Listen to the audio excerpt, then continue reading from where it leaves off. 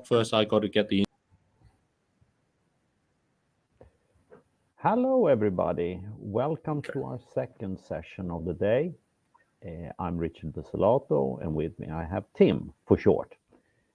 We are fashionably a couple of minutes late because, what can you say? There were tech issues. They have been resolved. We think. We're about to find out, I guess. So, today our second session will feature a new pairing. And those of you who have been with us so far know us a little bit. But without much further ado here, I think we're going to move on to what is effectively scheduled to be the first program of the day. And I was hoping here that we would be able to welcome David back into the studio briefly. Can we see him coming? I think he's plugging away. So what do we have in store for today, Tim? Can you take us through our rough program, which might be subject to changes depending if we can get live or not? Connect.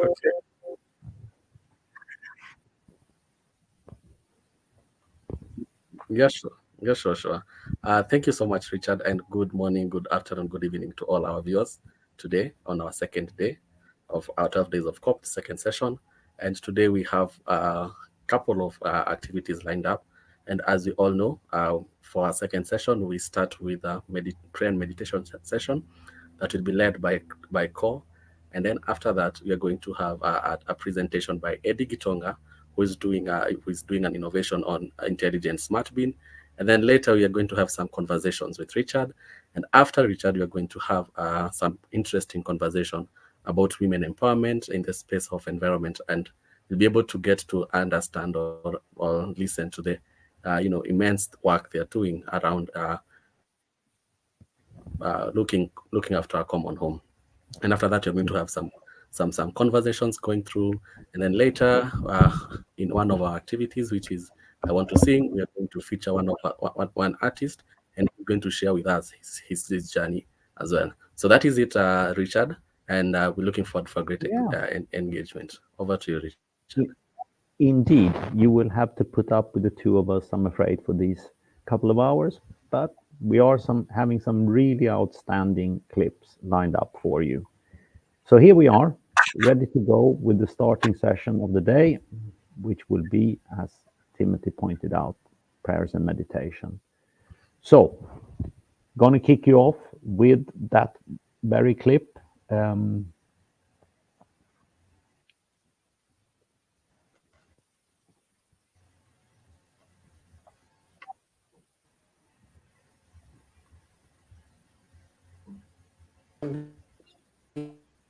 we love or peace itself. If we concentrate, if we want to be, if we make effort to become.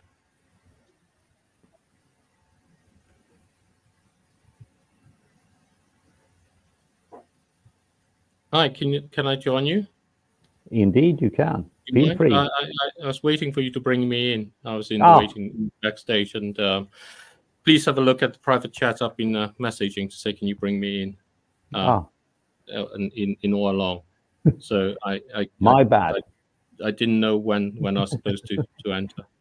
And I want to say one thing about these points. I don't know if it's possible to rewind this clip back to the beginning. I think if you can, that would be great. Yes, I will do. Yeah. And then if you just pause it for now, you can just pause it for the moment and just rewind to the beginning. Yeah.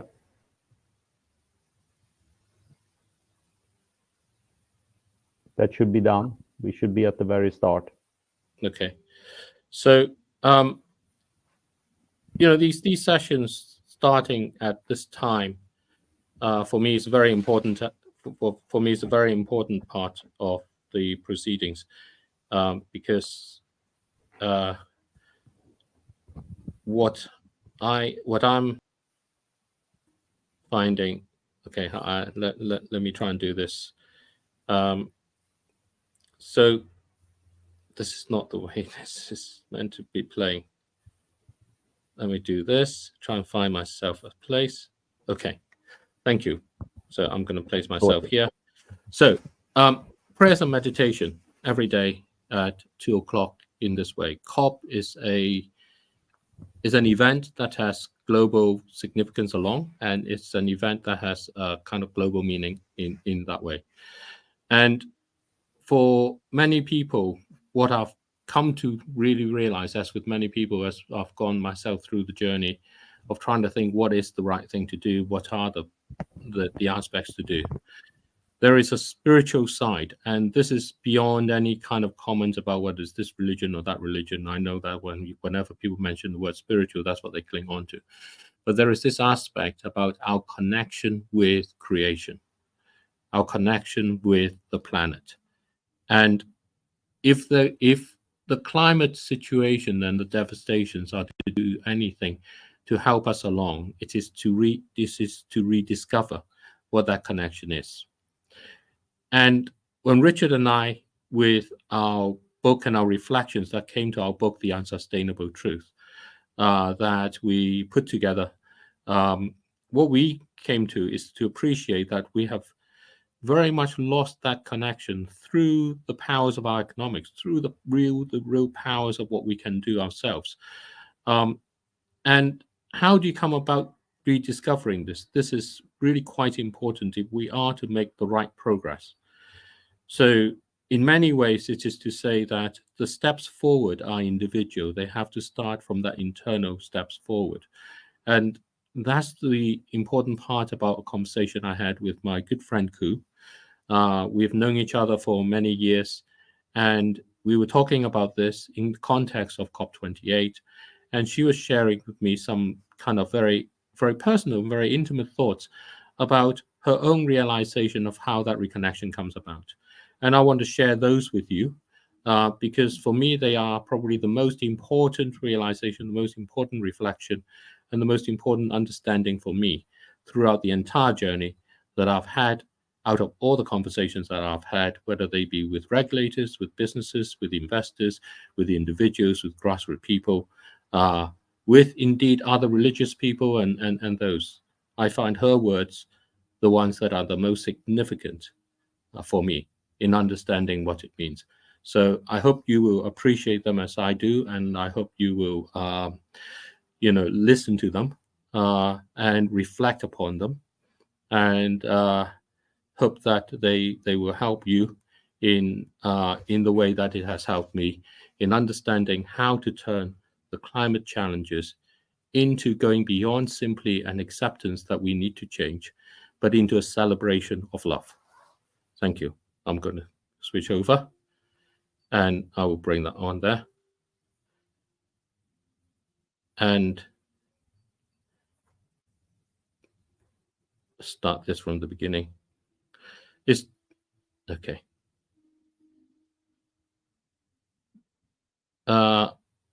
I think the person who loaded this needs to be the one in control of it, because I'm not hearing the audio through.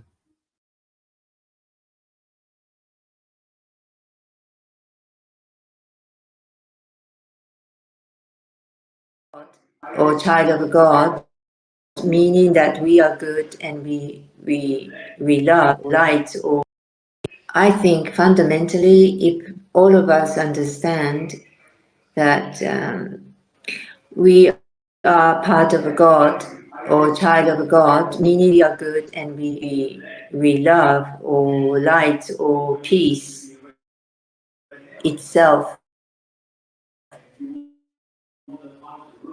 If we concentrate, if we make effort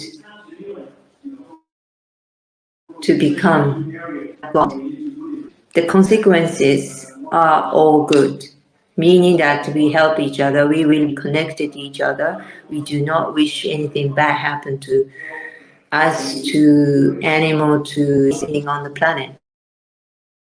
If we call it, it is a truth. Think of this or try to find, what is the truth in our life. And those people who are getting there understand, while all the others who are still understanding a material side of the world, it would be very difficult.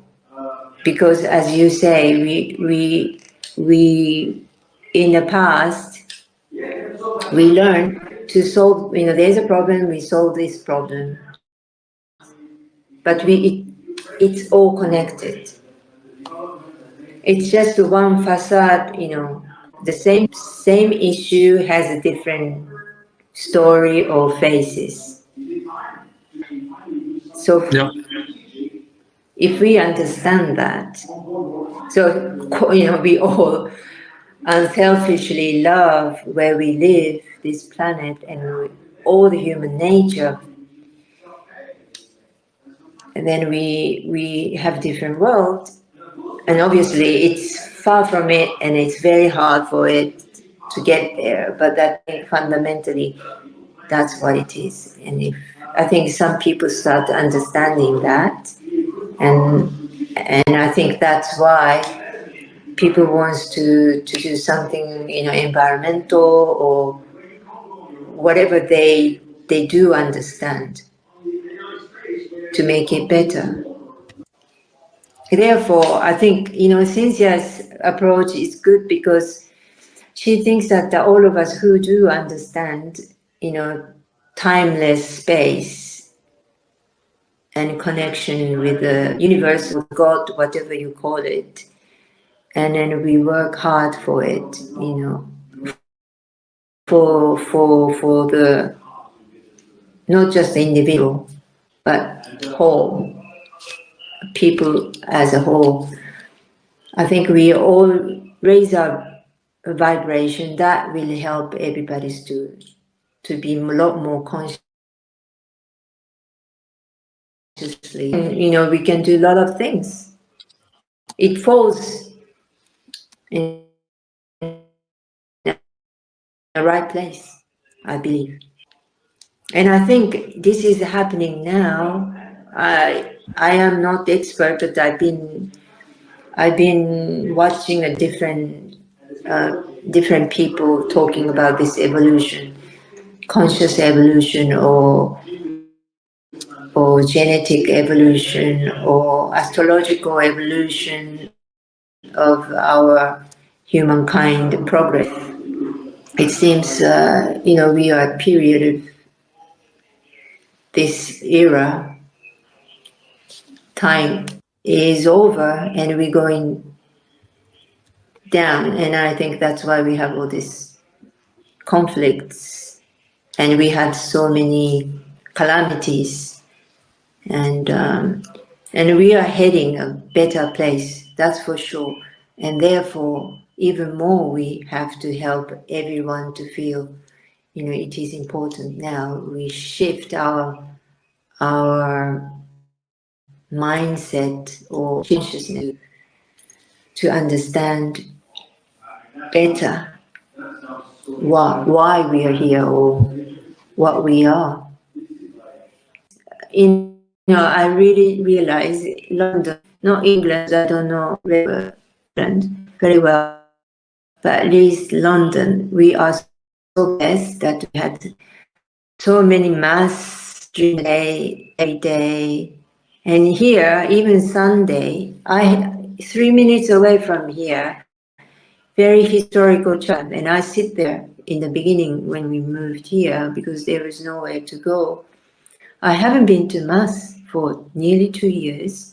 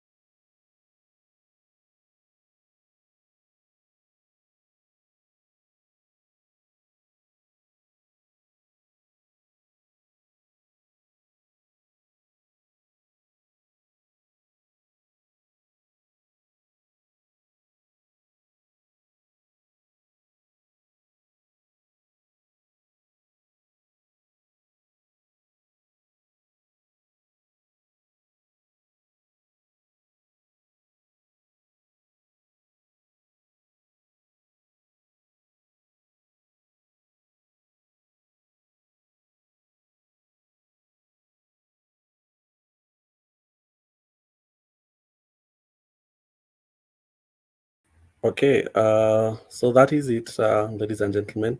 A small technical hitch there, but we will be coming back again, and but maybe we can have a conversation as the tech team is taking us back there, Richard, on on the few words that she. Meaning that we are good and We seem to have restarted. we love or light or peace itself. If we concentrate, if we want to be,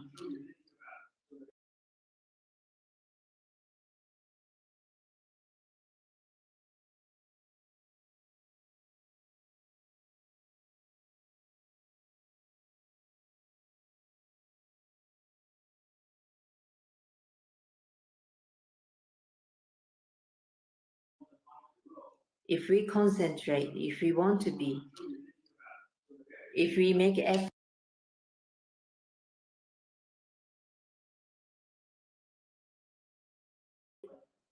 to become like God, the consequences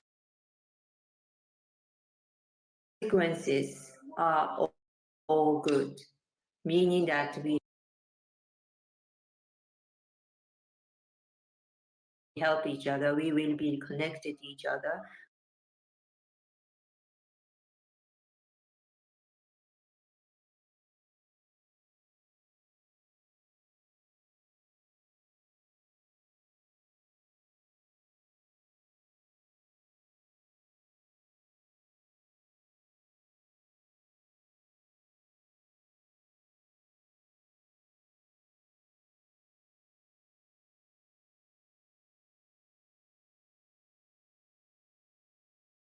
We do not wish anything bad happen to us, to animal, to insect, anything on the planet.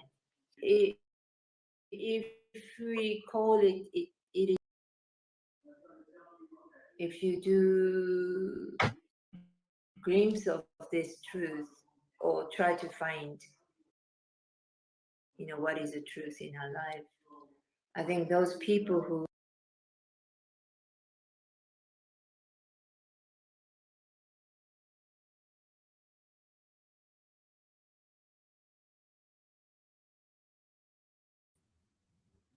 are getting there understand,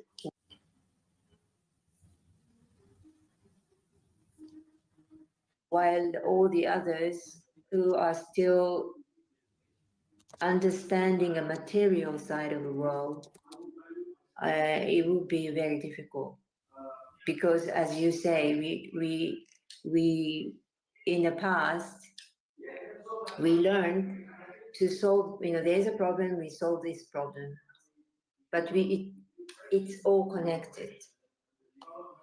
It's just one facade. The same issue has a different story or faces. So Yeah.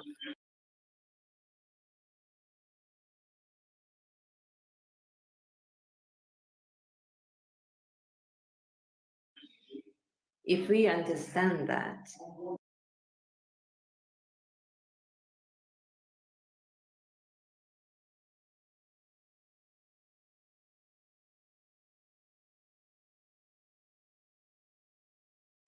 so we all selfishly love where we live, this planet, and all the human nature. And then we have different worlds, and obviously it's far from it, and it's very hard for it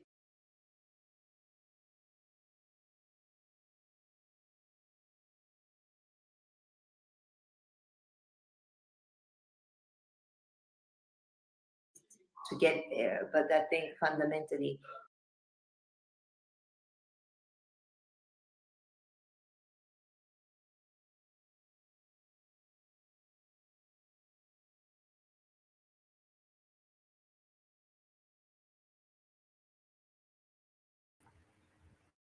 Okay, thank you so much.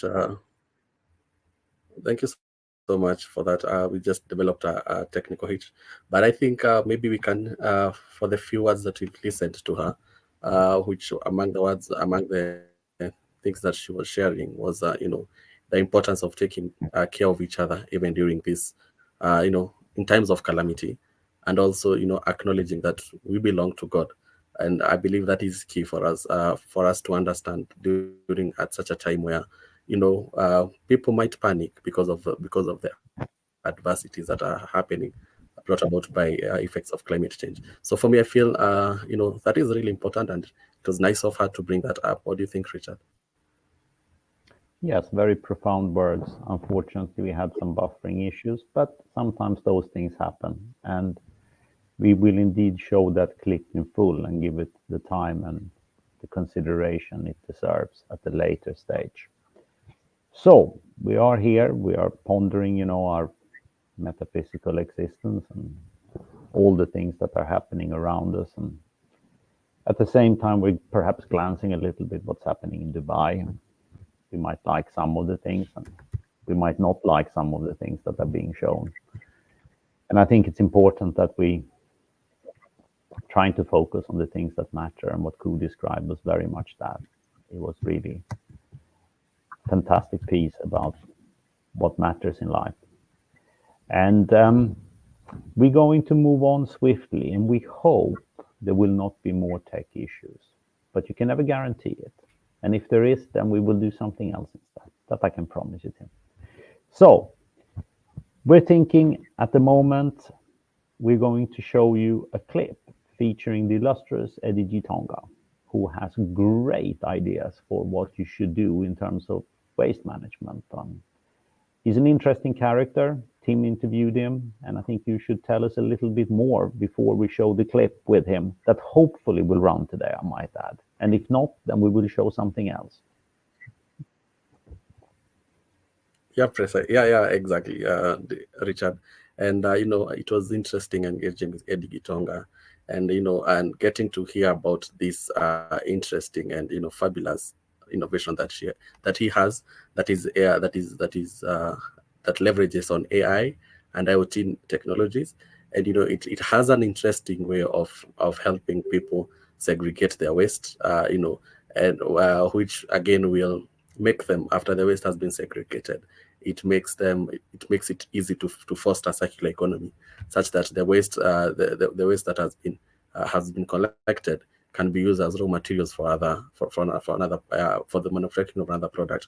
And that is essentially, that's what I believe we are all pushing forward to, whereby instead of having these waste products ending up in landfills, we are pushing that, how can we see that we are able to bring them back to the economy, and and trying to foster circular economy and not a linear economy. So sit back and warm your coffee as you have a taste of Eddie Gitonga's innovation. Thank you.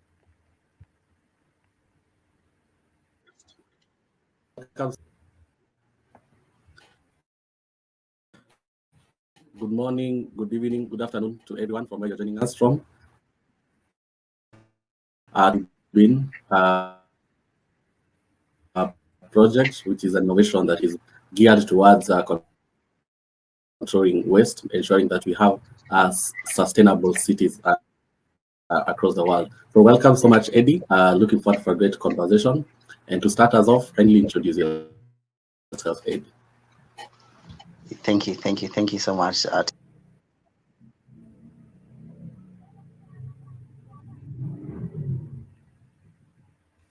Unfortunately, we had the tech issue again with the clip, and it's very frustrating when you have it lined up and you want to show something really, really good.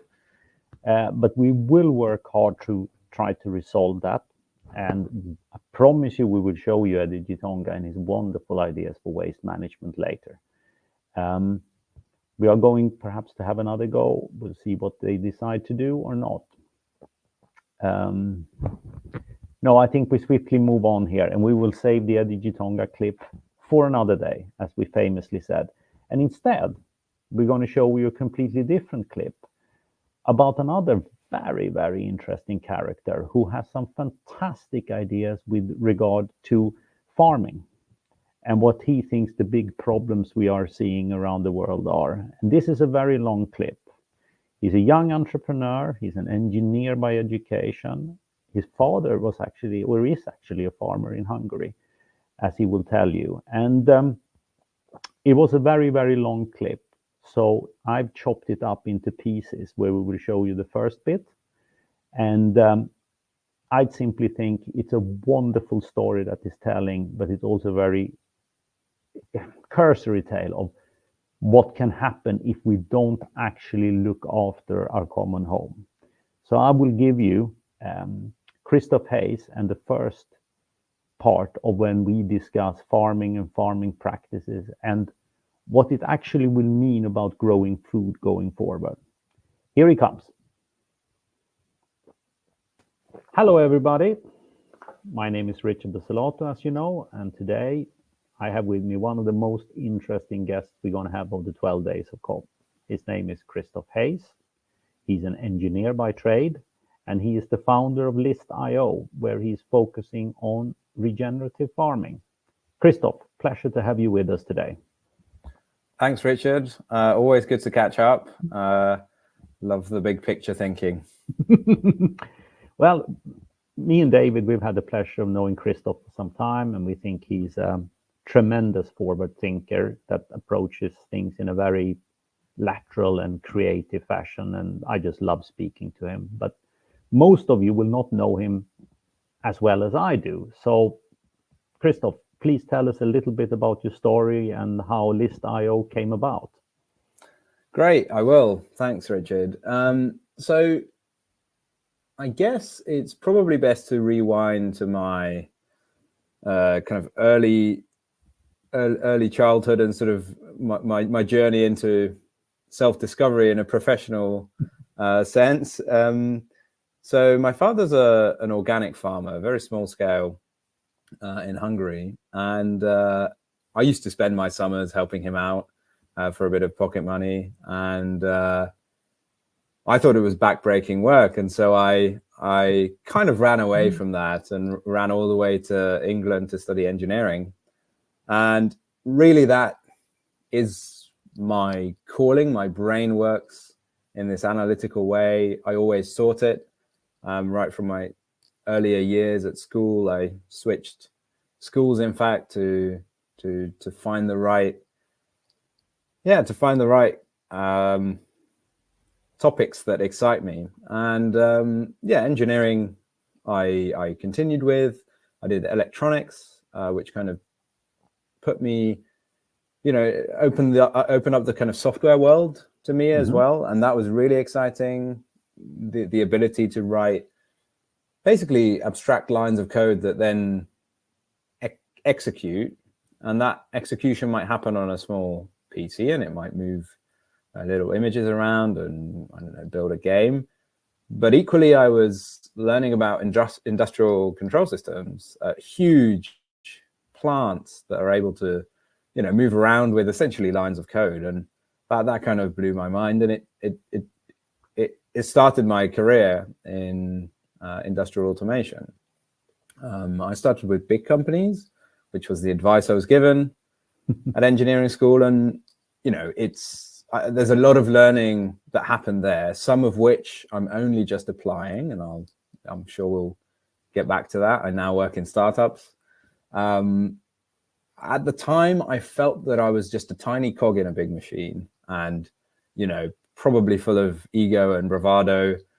I thought, I want to prove myself. And so after a few years, after a couple of jobs in that kind of corporate world, I moved towards startups. This coincided with a time in my life where I was also kind of seeking to learn again, kind of keep my skill set sharp, my technical skill set. I was drifting a little bit away from the doing in the corporate world and into more commercial roles, which were great, more learning.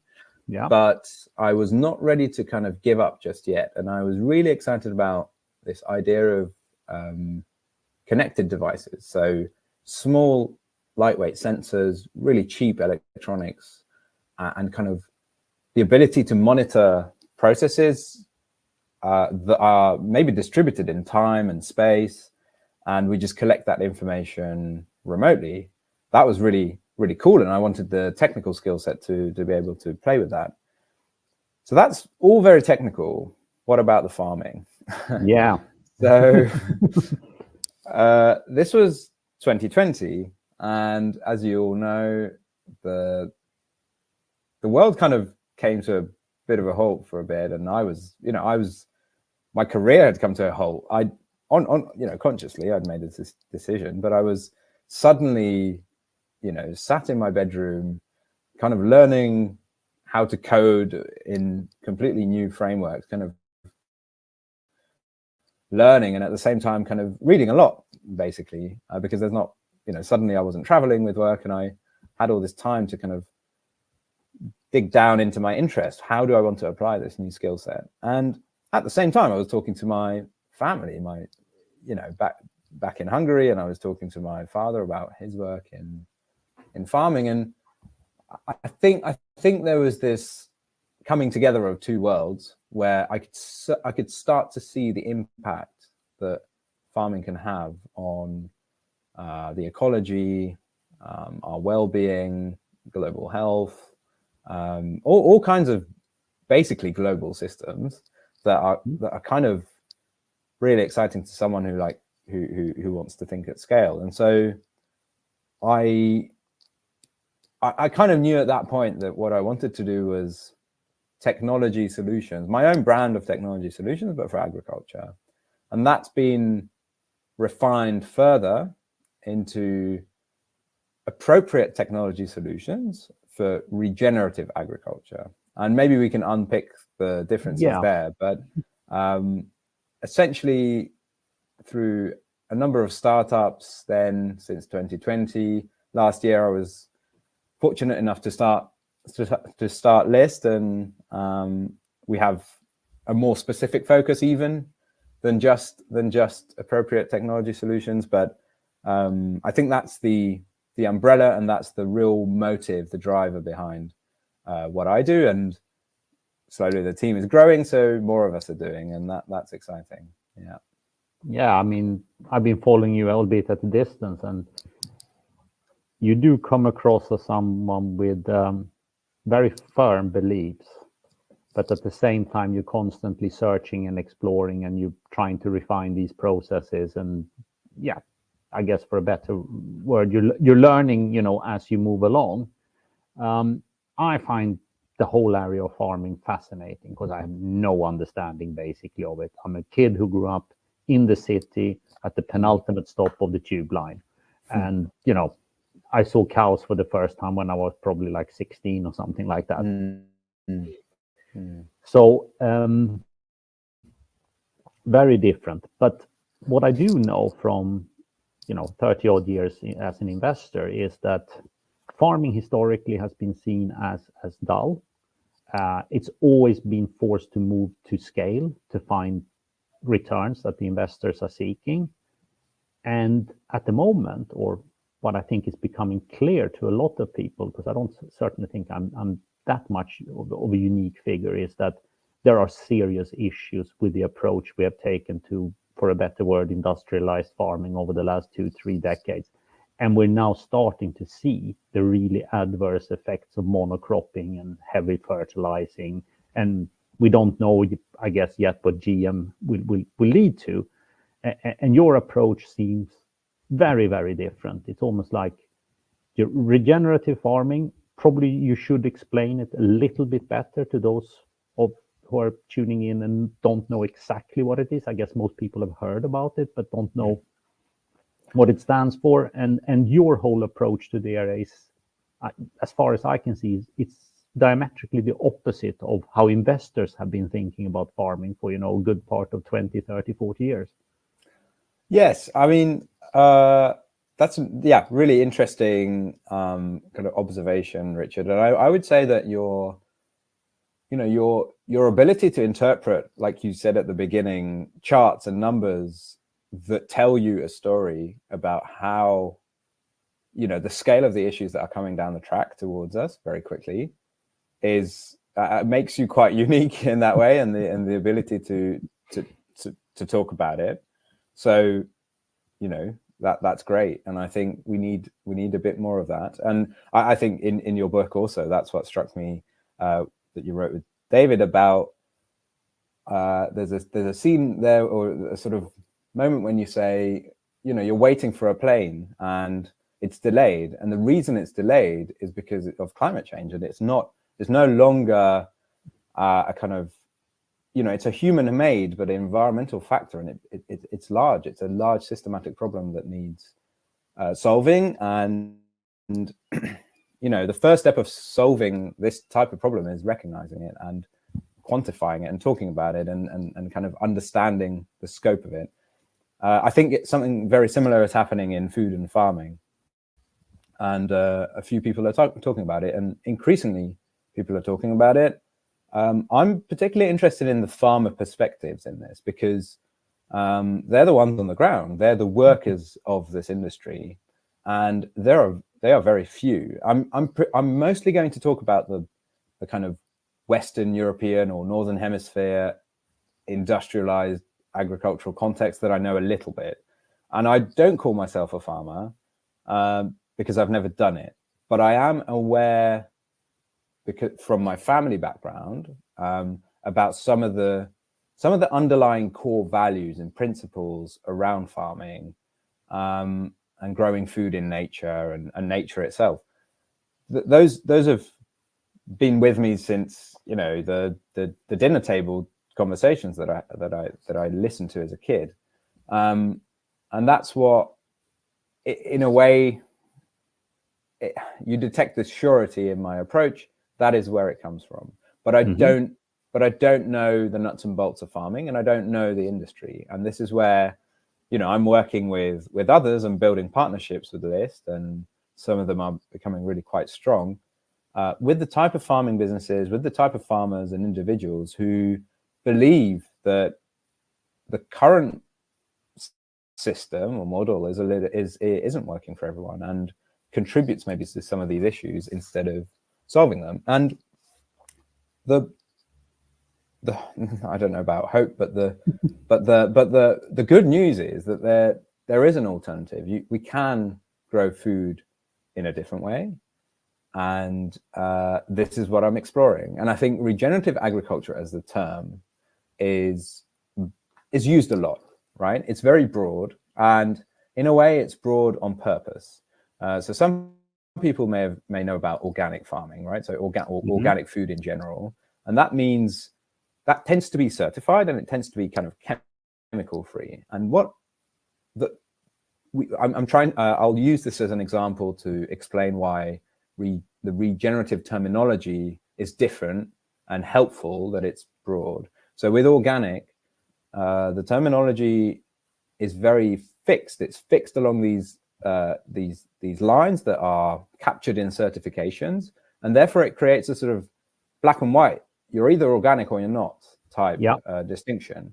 Whereas with regenerative farming, it's about a journey. It's about placing the focus on kind of ecosystem health, but more specifically soil health. So what happens in the medium that is the basis of all food? What happens there, and kind of protecting it, you know, placing it as almost as a priority. And the side effects of that are manifold, and including better food production outcomes, but also better environmental and ecological outcomes, which we can talk about some more. But back to the terminology, what it allows for is a broad movement that people can get behind.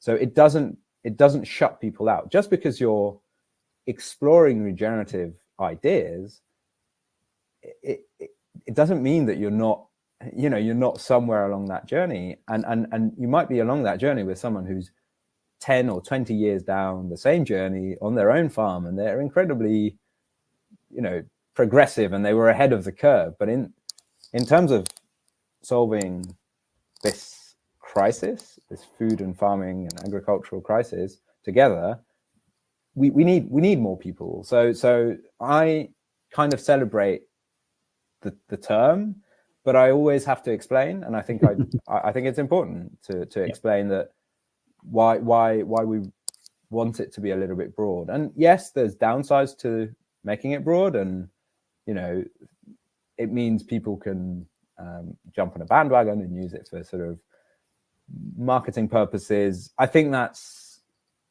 a necessary evil, or you kind of have to accept that as part of the trade-off. But that's how I currently think about it, Richard. It's entirely possible that my thinking will change over time. Yeah, you facts change, you change. I think that's a pretty open-minded, correct position to take. But it's an area that is garnering a lot more attention, is my sense, not necessarily among the farming community or among investment profession, but it's actually reaching the broader public. And it feels like we have a new generation of consumers who conscientiously are making choices that perhaps my generation, being a fair bit older than you, never made. Maybe because it wasn't known very well about these practices. And I think, obviously, farming, when we're talking growing various types of grains or fruit, is kind of different from animal farming. Animal farming has got a lot more very negative press over the last 5-6 years, and judging by some of the footage that has come out, I think you have turned a reasonable amount of numbers into vegetarians for good reasons. But there are clearly very, very abusive practices going on in more traditional grain, fruit, vegetable farming as well, that depletes the soil, destroys future ability of us to continue to grow food, etc., and also with water extraction to keep some of these farms going is absolutely huge. It's a vast area, and we don't have infinite time to tackle. But from your side, what do you see as the biggest challenges, for regenerative farming to really take hold, but also for farming at large? What are the real challenges facing the industry as we become perhaps a lot more conscious as consumers about what we eat? Yeah, that's a really good question. And I guess I want to reiterate the fact that I'm only talking from my position in the world, which is a very privileged one, Western Europe, Northern Hemisphere. But what I understand to be the case here is the history of farming maybe is worth looking at very, very quickly, very broadly. Some of these practices that we're describing are not new at all. In fact, previous generations were farming close to nature for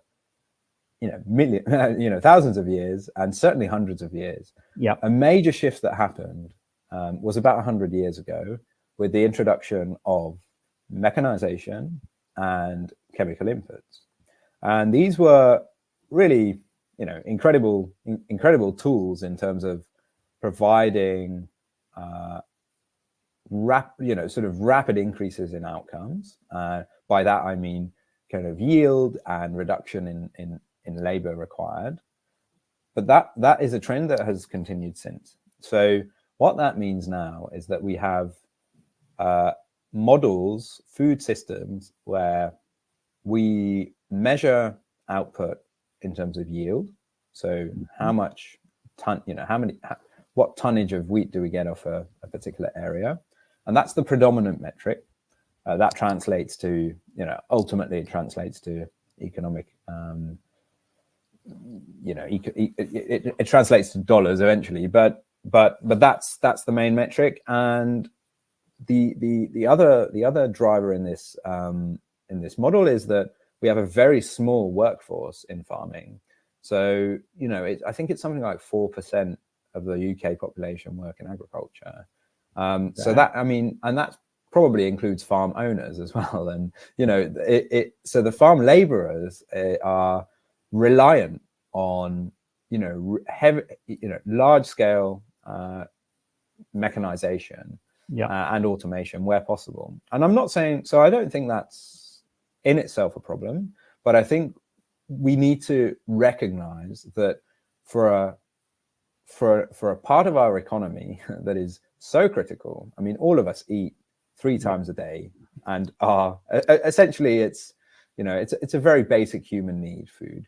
And so we have to understand the gearing of how many of us work in this industry, and also what percentage of our GDP it makes up. Essentially, how much do we spend on food? And there's an argument to say food should be as cheap as possible, and that's fair. I don't want to open this up to the global context, but in wealthy countries, what we can start to recognize is that food, when we pay for food, we also pay for underlying services that are provided by that small agricultural workforce, who are also safeguarding our landscapes, looking after nature, ideally, and providing a variety of different kind of services to our economy. If we don't fairly compensate them for those, and we only focus on the tonnage of wheat per area, then they will, and they're squeezed in a kind of economic system, then that will be number one priority, and the rest will kind of start to fall behind. And I think this is some of the, these are fairly kind of big levers that I'm describing, but I think these are some of the trends that have led to a rapid reduction of kind of topsoil, a rapid reduction of biodiversity, and a huge increase in the number of chemical inputs that we use, the number of the cost of some of these inputs. So a farming business is really tied in to an economic model where they have no choice but to have a high output, because their input costs are also large. And so regenerative agriculture, which is kind of focused on building resilience in ecosystems, but also resilience economically, helps farming businesses look at this model and try and work on reducing their dependence essentially on expensive inputs, so that they have a little bit more breathing space and can start to reimagine their outputs. And this is really interesting and a kind of economic story, as well as an ecological one, right? So I've been quite interested in this, and I kind of read about it, and I try and have conversations about it with the farmers. And I think the farming community are really, really sensitive to the economic story. And so that's a real way in, I would say. Yep. And there's some really good examples of companies who are starting to do good work and making these options viable for farming businesses. And as a result, they're starting to have ecological impact as well, which is huge in my mind. That's the shift that we have the potential to have.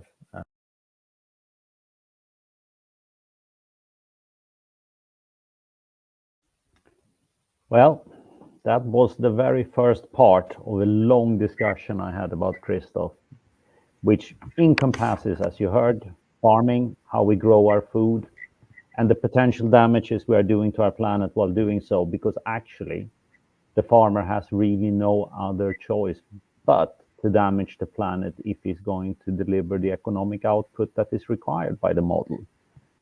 In the following clips, which will be shown later during these 12 days of COP, we move the discussion on further, where we talk about what can be done, the big benefits here seen with a different approach that is always based on the economics, and this is worth remembering. And we are going to finish off those episodes when he talks about what he sees as the biggest threats. And I advise you all to stay particularly tuned for that session, because the picture he's painting for the future is scary in many, many ways. But enough about that. So, Tim, you watched it with me. Yes. What conclusions do you think people in Kenya will draw from his approach to farming, which he readily admits himself is very different, because he's basically looking at industrial farming in the Northern Hemisphere and UK in particular? Yeah, thank you. And I must say that I honestly admire the, you know, the knowledge oozed from the presentation about, the whole thing about regenerative agriculture. And from my end, I see two opportunities in this. One is ensuring there is food security, and the other one is uh, looking after a common home, which is looking after Mother Nature Earth. And when you talk about maybe things to do with uh, looking after a common home, we know right now the biggest threat is carbon emissions. And with regenerative agriculture, it proposes practices such as cover cropping and reduced tillage, and these go a long way to sequester carbon in the soil. And this is just one of the amazing ways in which we can be able to mitigate effects of climate change, because we'll be able to offset the carbon. So looking at it from a point where I'm looking to see how I can look after my common home. Then regenerative agriculture introduces a great idea. Also, another way is enhancing soil fertility. Regenerative agriculture proposes having diverse crop production, as opposed to other organic way other ways that maybe would propose monocropping, as some which we witness here in Kenya. You find there are some regions that are known for a certain product or a certain crop. Like for example, when you go to western part of Kenya, people attribute to western part of Kenya with sugarcane and maize, and which has a huge impact, in soil fertility. It goes a long way to reduce the soil fertility. But with regenerative agriculture, which proposes have things to do with crop rotation, it goes a long way to improve soil fertility. So looking at it from that point, I'm seeing in terms of looking after a common home, it goes a long way to ensure that our environment is clean. Also, remember that regenerative agriculture tries to, from the presentation that he has made, it tries to ensure that there is less input of synthetic fertilizers, which we all know has effects to the soil pH. So it also goes a long way to ensure that the soil fertility is top notch, which goes a long way also to ensure that we look after a common home. And then when it looks to on issues to do with food security, we all know that regenerative agriculture talks about having crop production, such that in 1 month you're doing another crop, and in another month you're doing a different type of crop. And you see with this, at any given time we have food growing, we have food in that cycle. So this ensures that we not at any given time we'll be able to witness drought or something of the sort, or lack of food. So looking at it from that point, I see it's a great deal. And even as we approach to as we have a conversation, because food security, it's a big conversation when you talk about climate change. So I'm seeing regenerative agriculture as a great remedy towards solving the food insecurity issue. Richard, that's my thought, and maybe we can carry on this conversation over maybe after I hear your thought, and then I can build it up from there. I'm scared now. You should have done the interview. Cover crop. You got me at cover crop. We will be discussing cover crops with Christoph later and what all the benefits it has. But I'm just amazed. How do you know so much about farming? Because like I stated, I know nothing, right? You chuck stuff in the soil, it grows, you harvest it, I eat. That's kind of my basic view of it. So there is a huge knowledge, as you can see here in the studio, and it does not come from me about farming practices. But what I find really, really, really interesting, the way he describes it, is that it actually makes economically sense to start to look after our home in a different sense than what farmers historically have been forced to do, because the short-term economics have driven them into the practices you described with sugarcane and maize and all the things that you are forced to adopt to stay competitive in the short term, but actually undermines your competitiveness long term.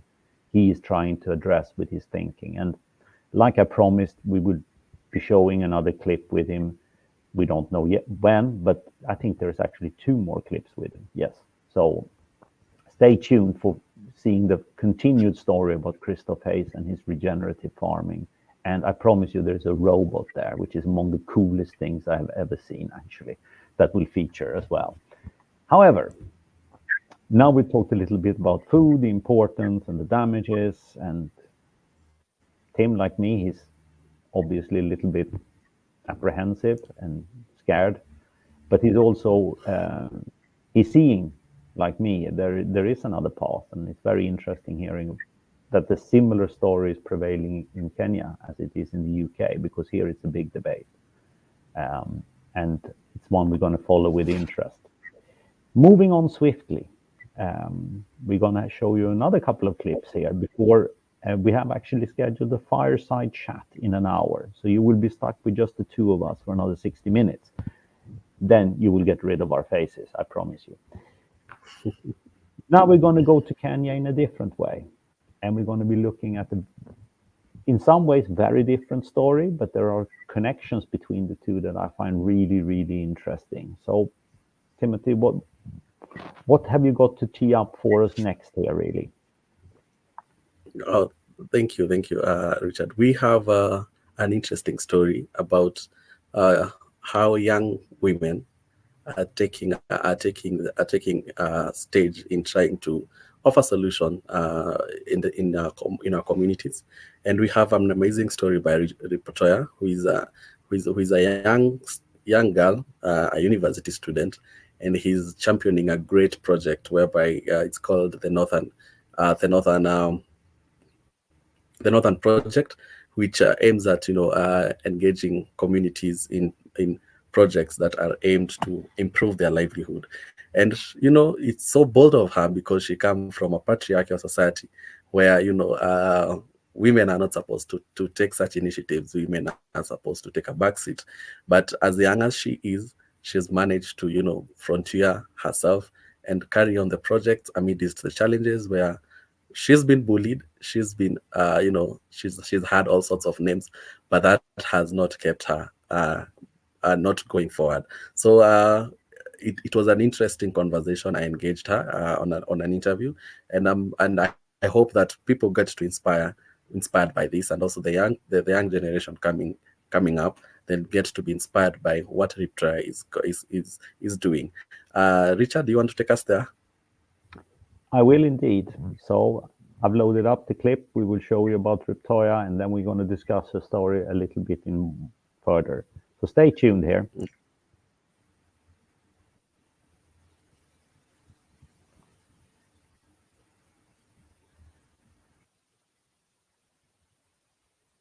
Good morning, good evening, good afternoon to everyone from where you're joining us from. My name is Timothy Ndegwa, and with me today, I'm joined by Latoya, founder and executive director of Northern Project. Nice to have you here, Latoya. So you're welcome. On our edition today of looking after a common home, we want to hear from you. Tell us, introduce yourself, and as we also progress. Thank you. My name is Latoya Elema Kanano.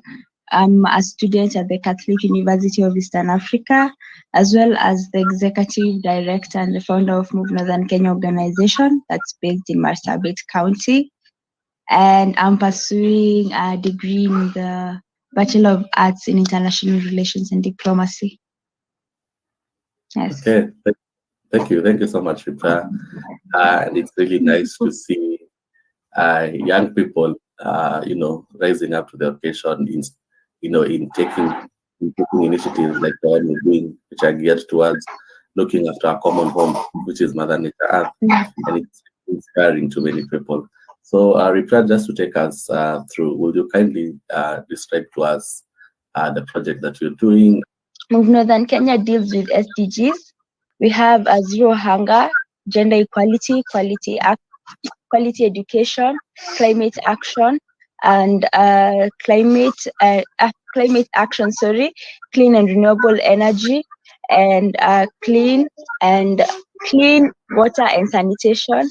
And then lastly, we have peace, justice, and strong institutions.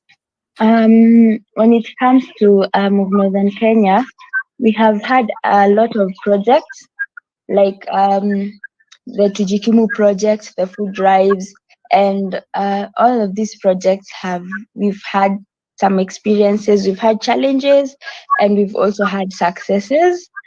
When we look at all these, we decided to combine them with community-based strategies, because these are the things that affect the communities at large. And what inspired us is the fact that a lot of people have been having the same issues over and over again, especially in Northern Kenya. We have a lot of people doing projects in Northern Kenya, but why are we not seeing the change?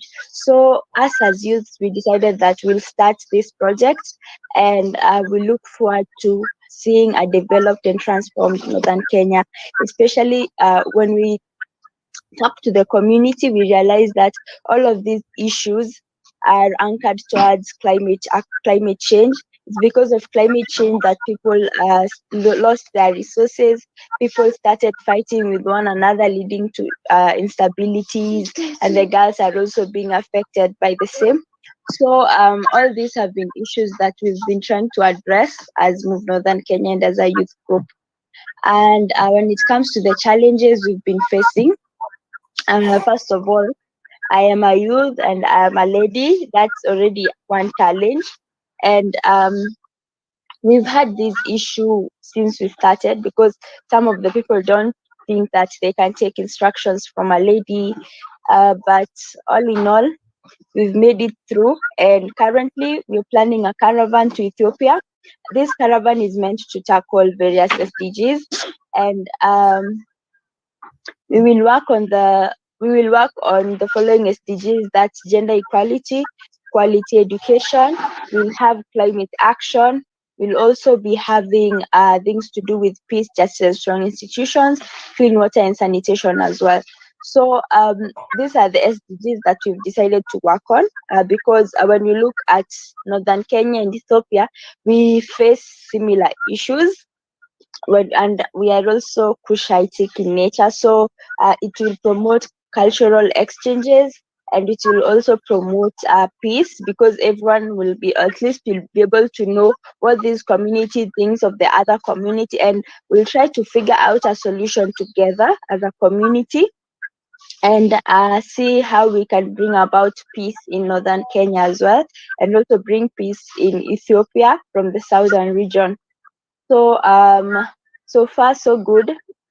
We're still doing our best, and during these 16 days of activism, we'll also be tackling the same SDGs. Okay, Yes. great retry, and I must say that that's bold of you, to take up such an initiative, which is not only addressing one issue but diverse issues. Great accolades there. And maybe to ask you, how long have you been in existence, Riptraya? For me, I've worked in other organizations as a volunteer, but as Move Northern Kenya, we've been in existence for an year and 3 months now. Yes. Okay, that's great. And how do people get involved? Could you take me through how your projects are run? Okay. What we do is that we get projects from the community. We don't bring our own projects. So after we finish one project, after that we talk to the community. Before we leave the northern part, we ask them, so this is what we've done so far, what do you want us to do next, so that we can at least see progress. We realize that there are bigger organizations in Northern Kenya, but they don't inquire. Like, there's an organization that built latrines they drill boreholes, but no one is using them. Reason being, the community does not see the essence of having them. So these are issues that need to be tackled, and that's why we decided that in every project we must involve the community, but we also put in the professional team to validate. Yes. Okay, thank you for that. And now just to lead us to the next question. All these projects need resource mobilization, right? I presume that. Yes. So how do you go about mobilizing your resources? How do you go about it? Okay, being a young organization, obviously it's very hard to get funds. That's tough for a lot of people, a lot of youth. But for us, when we started, the students were the one who are donating items for us. And we've also been working with well-wishers. My voice is breaking. We've also been working with well-wishers, whereby you'll find that every time we create a poster, someone will say, I'm donating this and this bags of food. Another one will say, I'm donating this clothes, the other one, like that. And some donate money. And that's how we've been able to do some of the projects. At least we've been able to, during the first food drive, we were able to reach up to reach out to at least 2,000 families. And when it comes to tree planting, we involve the organizations that do the tree planting, where they donate the trees for us. And then when it comes to the sanitary towels, we also get donors to do that as well. But we've not been able to get a team that will do all the funding. Yes. Okay, thank you. Thank you so much for that.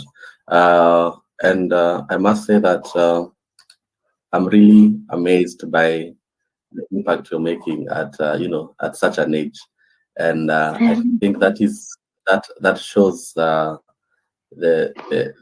magnitude that young people can have of energy that they have when given opportunities to serve. And even in this 12 days of COP, where we are urging people like million back on projects, I think that is something that has come out clear from your presentation, is that as we come up with projects that are geared towards looking after our common home, that is Mother Nature Earth, one, they should be centered. Two, will also involve young people, because young people have the energy and people have the potential, and we can't afford to lose this. But we can only give them the chance, and once you give them the chance, they're going to do amazing things. As we almost getting to wind up, so what you're doing, I believe, has inspired people, young people out there, and also older people, people in the older generation. And my question would be, what advice would you give to somebody who wants to do something similar to you, and probably is wondering whether or not he or she is up to the task? I mean, you're doing things that you're serving communities who don't have high regard to women. You still step up to the occasion and do amazing things. I'm So what don't worry. yes, what has kept you going? What has kept me going? So I think that if someone wants to do something, number one, it must come from the heart. Because if you do a project looking at the finance or maybe the profits that you'll gain from there, that might not be possible. For example, people think when you're starting the organization, you have a lot of money. For us, we tend to not have money at all. We don't have it, but at the end of the day, God just makes a way for us and we get it. However, if you're doing something, you have to do it from the heart. And a humanitarian work calls for a lot of patience. There's a lot of challenges that you face along the way, but you need to have that patience. You need to do it with love, so that it cannot be a profit thing, but it can at least help the people you're helping. And when you're dealing with organizations, always remember to listen to the voice of the common mwananchi before doing big projects, and then you end up wasting resources which you would have used to do something else. So I think that the only advice I'll give from all that is do whatever you want to do from the heart, and don't look at the money that you'll receive from doing it. Yes. Okay. Wow, nice way to end this conversation with prayer. And again, I must say that I'm really inspired by what you're doing, and the sky is only the limit. So keep soaring, keep going, and you don't have an idea of what the future holds for you and for your entire team. Thank you so much. That was nice having you here. Thank you as well.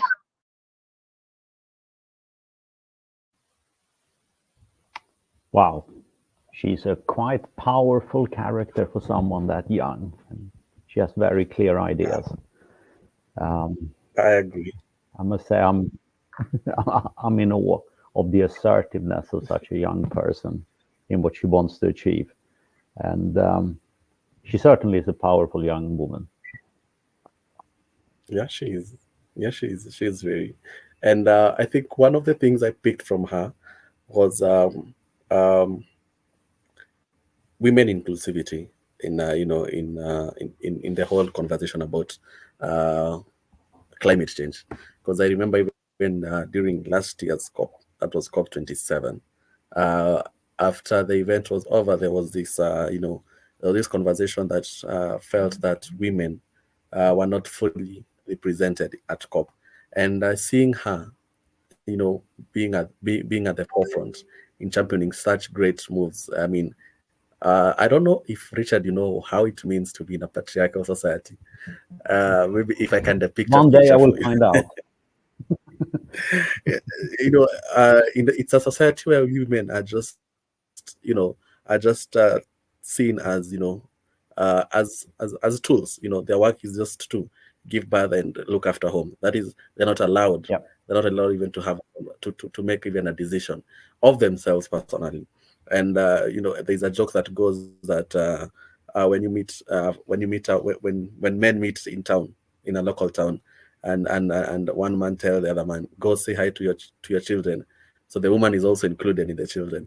So it's actually something else to be in a patriarchal society. So seeing her championing such thing, and she actually alluded to it, that her being a girl, when she was sharing about the challenges that they've faced, her being a lady is a challenge, and it's really amazing, and it brings out a sense of probably it's a time that we have a conversation on let us give women an opportunity to exploit the potential that they have. And we've seen at her tender age, he has done it. He's doing such great things. So how about if we give women older than her, what great opportunities will they offer to the world? So I think I'm listening to her. I see boldness. I see potential in women, and I see us having a conversation on women being given front seats there, and to champion these conversations. My thoughts. Oh, I mean, I think she gives a whole new meaning to the word girl power. It's yeah, she might not be old, but she's got very clear ideas, and she knows how to express them incredibly well, very eloquently.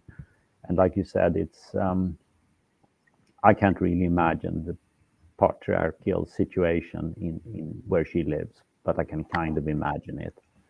And she's clearly showing that there is another option, and there is a freedom of choice, if you like, which I tend always to be very, very pro. So hats off to her, and I'm sure whatever she decides to do from here on, she will go on to achieve great things, because only very special people have that amount of assuredness in what they do, really. I certainly don't, but she seems to have it. So how did you meet her, Tim? How did you get in contact with her? Uh, I got to meet Riptoya during my previous workplace where I was Yeah. working, and we had organized an event, and at that time was when she was launching this program, the Northern project, and we had a conversation, and I would see the enthusiast in her when she was taking me through a caravan that she was organizing to Isiolo. Isiolo is the northern part of Kenya, and she would take me through how they're planning to the caravan, how they're mobilizing resources, and how they're planning it, and I could tell, at that glance, and that she was up to something, and it actually materialized. And together with her team of young people, they were able to mobilize resources. They were able to organize even and engage with local people, and you know, and I would see her mastery of her craft. You when you hear her talk and say that if you have to do projects, you have to do projects that are actually people-centered, because it's true. I'll give you a funny story. There's a Yes, please. project that we did in some place there in the northern part of Kenya, and we looked around and we saw that women were traveling far distance to fetch water, and we thought, how about if probably we decide to come up with a borehole for them? At least we will have shortened the distance they have to travel to get water. Only to realize after we drilled the water, we drilled the borehole, women were preferring to go the long distance journey to get water instead of using this borehole. So as we were doing the monitoring and evaluation project aspect of it, we realized that since these women are in a patriarchal society, that is the only time when they go to fetch water far distance, that is the only time they get to go and catch up with each other. So us bringing the water closer to them, we were denying them the privilege to go and catch up with their fellow women. So we learned something we didn't know, because we had not understood the culture of those people. So as Riptra is telling us that when we embark on such projects, they have to be people-centered. They have to resonate with those people, and that's actually what she was doing. And to me, it brings also it talks volumes on what young people can do as far as Yeah. making our environment and our community better if given opportunities. They have what it takes. They have the energy. They have the potential. They read widely.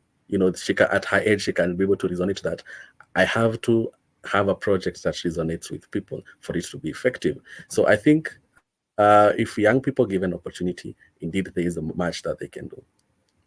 Yeah. No, she certainly proves that, I think, with abundance in terms of what she's achieving. And I love the story with the borehole, by the way, because actually it makes total sense. And I'm very sorry for you that you were not successful in shortening their walking distance to that particular source of water. But there you go. You can't have everything in life, Tim. That's just what it is. Well, well, well. It is what it is. There we are. So clock is ticking down. We've saw this amazing young woman at work in northern Kenya, like Tim portrayed, how he got in contact with her. And now, as we're coming a little bit closer to what we will hope will be a very interesting fireside discussion in about 35 minutes, we're going to mellow down a bit.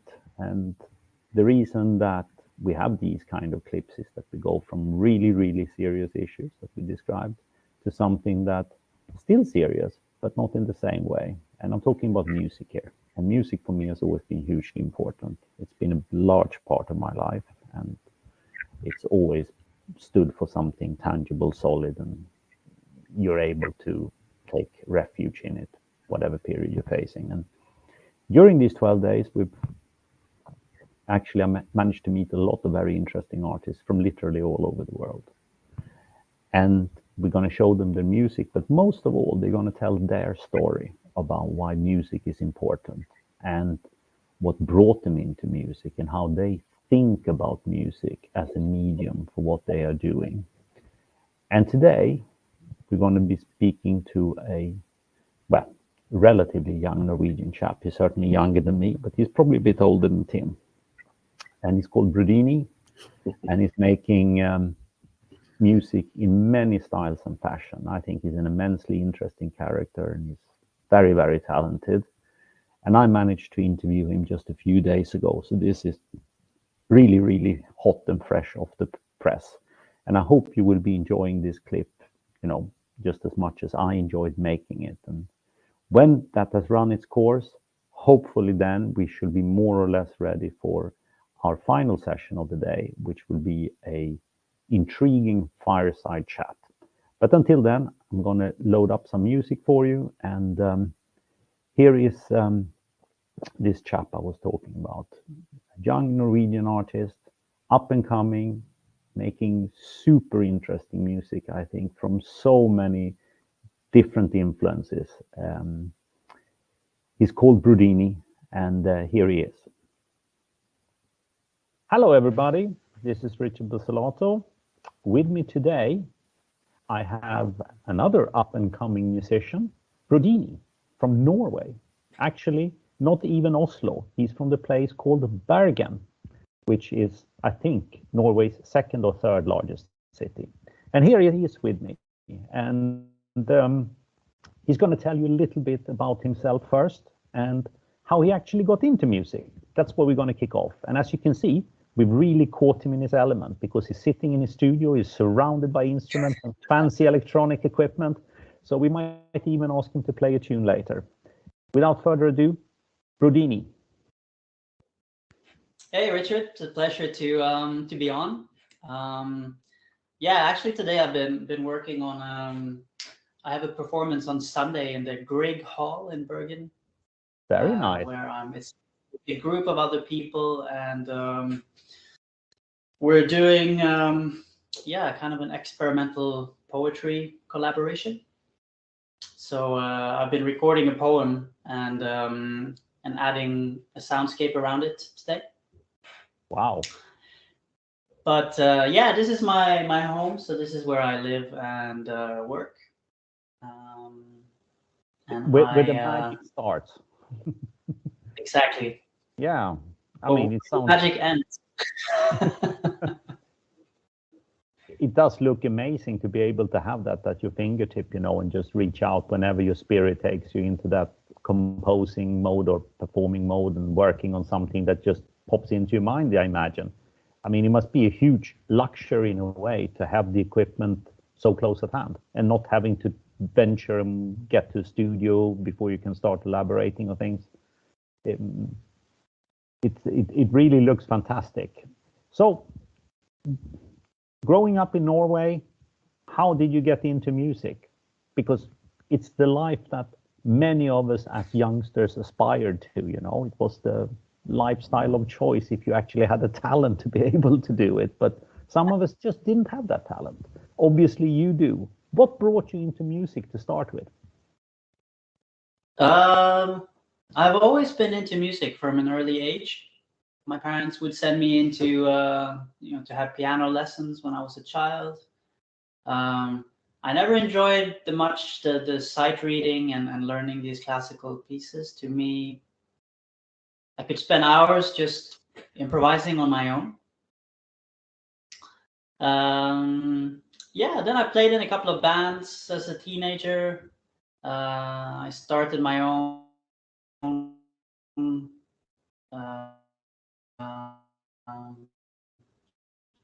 solo project when I was in university.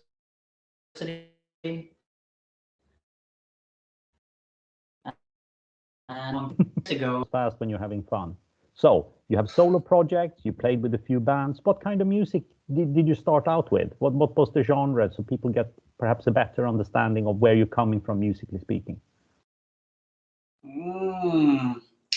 Musically back then, it was Smashing Pumpkins. Oh dear. I remember before that, I had a cousin who lived in America, and he came to visit for a summer, and he had Nirvana, Nevermind, with him on a CD.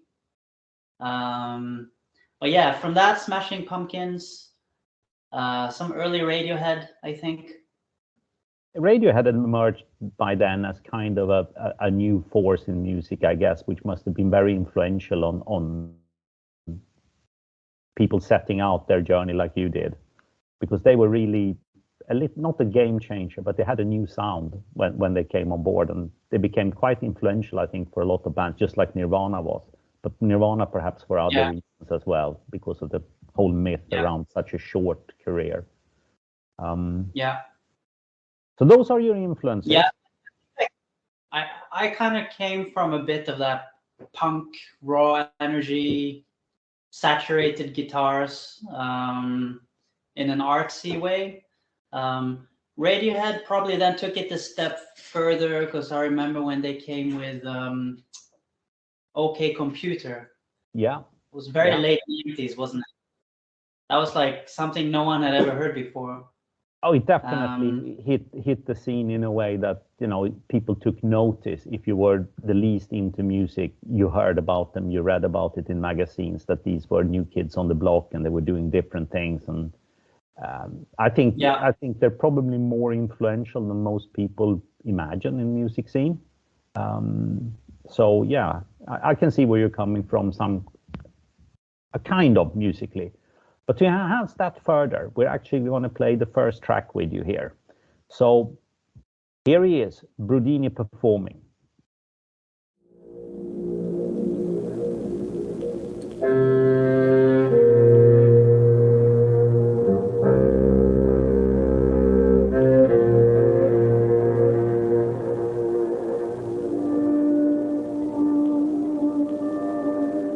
Radiant man, 90 miles an hour, everything's planned, no room for disorder.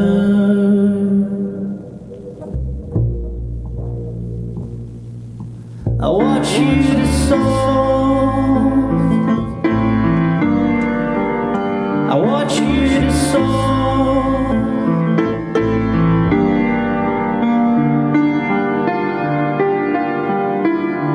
Your eyes light up the sky.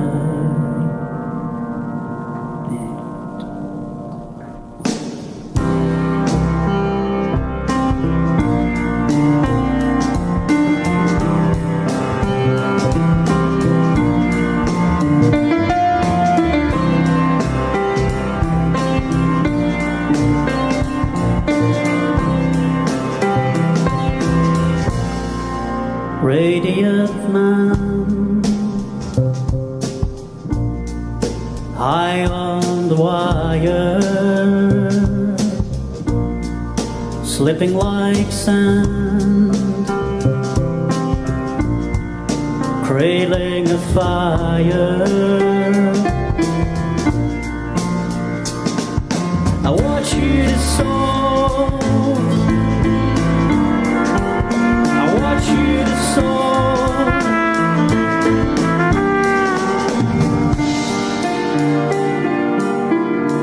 You can't outrun the light while your gaze sinks into the sand.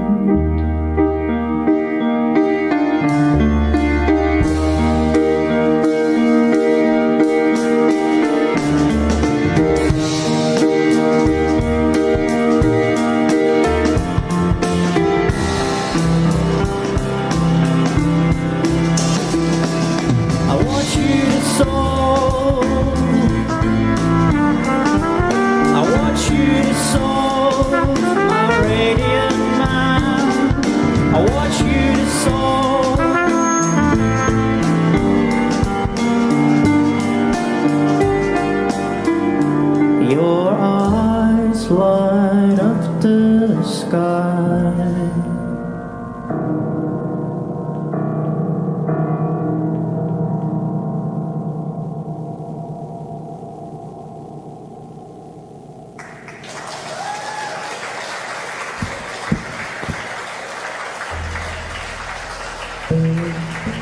tusen tack.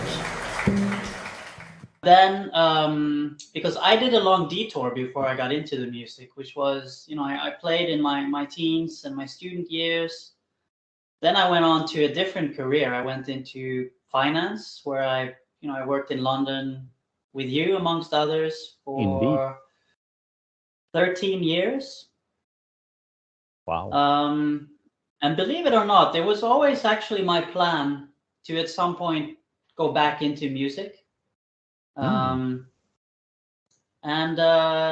I guess 4 or 5 years ago, the timing felt right. There were a couple of life changes happening at the same time, which and I made a switch. But I think kind of the second time into it, I did have some of these influences that you mentioned that really kind of not pushed me, but inspired me and encouraged me to do it. Yeah. It's a fantastic journey. And, there are so many moving parts in there. I can't even keep track of them. Basketball, really? In Norway? I don't associate Norway with basketball, more like skiing and possibly football, and ice hockey is more Sweden and Finland, but basketball as well. Wow. That is cool, actually. Well, I'm also 1 meter and 73 centimeters, so it was always a bit of an uphill struggle. Okay, yeah, I see your point, because I'm a little bit taller than that, but I was always considered quite small to ever play either basketball or volleyball, actually. But let's not stray into the area of sport from music where we are now. So 13 years in London, high-powered finance job, you come back, almost like a second bite at the apple, but you're back where you always envisaged you would end up at some point in your life. Now you're making music. A large part of your life is around music. You're touring, you're playing different venues everywhere, you're recording when you can. Where do you see yourself going over the next sort of 5, 10, 15 years? I'm sure you feel your music has evolved as well on the way. And what musical direction do you think you will be taking from here? Will it always be what I feel is quite experimental and a blend of a lot of things? Or are you going to focus more on one genre, you think? No, I think it'll always be a blend, an experimental blend of things. If we mentioned some of my early influences, in the grown age, I've probably evolved quite a bit from that. Like, my influences now are much more diverse. Jazz, what we call world music, or kind of music from different parts of the world, experimental music. I love classical music. And like the material I'm working on now it's a little bit all over the place, actually, ranging from kind of experimental songwriter to krautrock to, like, today I'm doing it's a poem basically with a 7/8 beat in the background and kind of drones and piano. So it's very diverse.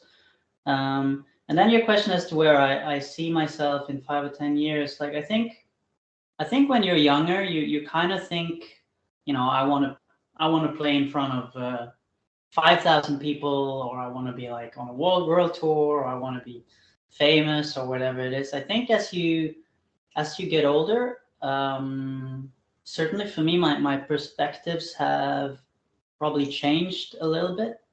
Where, if this thing grows and whatever, that's great. But what I feel, the reason I'm doing this actually is what I really enjoy is to facilitate places where people can meet, experience something which is maybe slightly different from what they're used to. Have people come together who are different backgrounds, different ages, and create a setting where people can reflect, can maybe experience something new, can broaden their horizon, or just be present as as human beings. Citizens of the world getting together, Yeah. experiencing something. Yeah, I can relate to that totally. So if I can, you know, facilitate these spaces, whether it's a tiny event of 5 people or 10 people, or it's a bigger show, that doesn't really matter that much to me. But I really want to create a space where people can meet, and we can understand things together, and we can kind of tear down barriers together. Wow, that's very profound. That's my ambition, really, and that's, I think that's something you can succeed with, whether it's on a small scale or it's on a huge scale. Oh, absolutely. That I have no doubt about.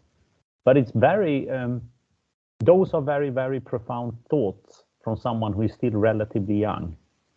If Mick Jagger had said that, he would have had a little bit more life horizon behind him of saying that's my perspective on things. But I think our viewers can totally appreciate where you're coming from and what your real ambition in life is. And I think it should be applauded, because it really shows, I think, an extreme maturity and insight into what matters in life for many of us.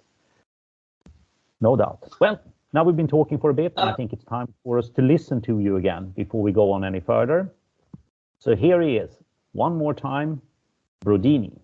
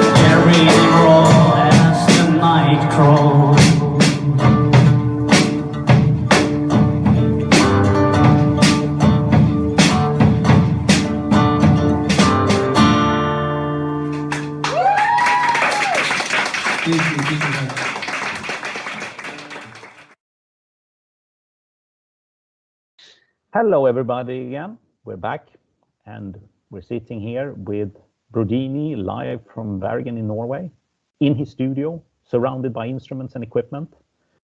So now, this is your life. You're making music.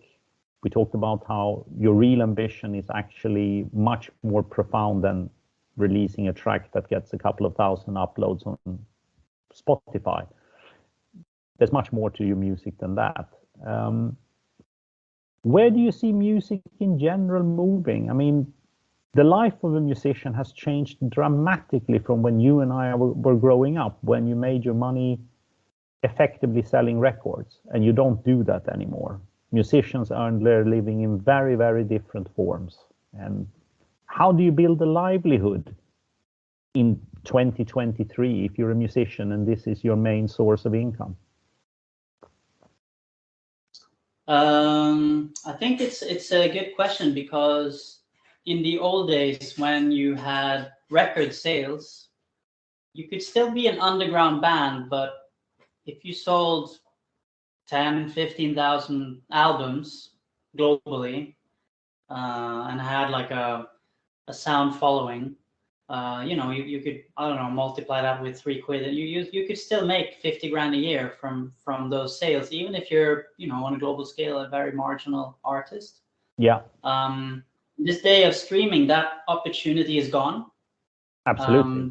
The ability to actually make money from music, I'd say, is significantly harder. It seems to me like either you're making nothing, or you kind of break through and you're making a lot. So, I mean, for me, I'm still reliant on other sources of income to make a living. I mean, that's the negative side of it. The positive side is that anyone can make music now. Anyone can build a home studio. With digital equipment. Like, stuff is very accessible now. You don't have to go to an expensive studio to make an album. As such, I think we're seeing a lot more people, young and old, who are finding a lot of joy in expressing themselves through music. It's become more democratic in a way.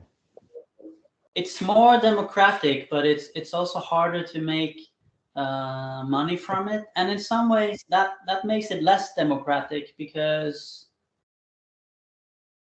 that I just feel like if you are a musician or you're trying to become a musician, life's a lot easier if you come from a bit of money, basically. If you don't have anyone who can support you,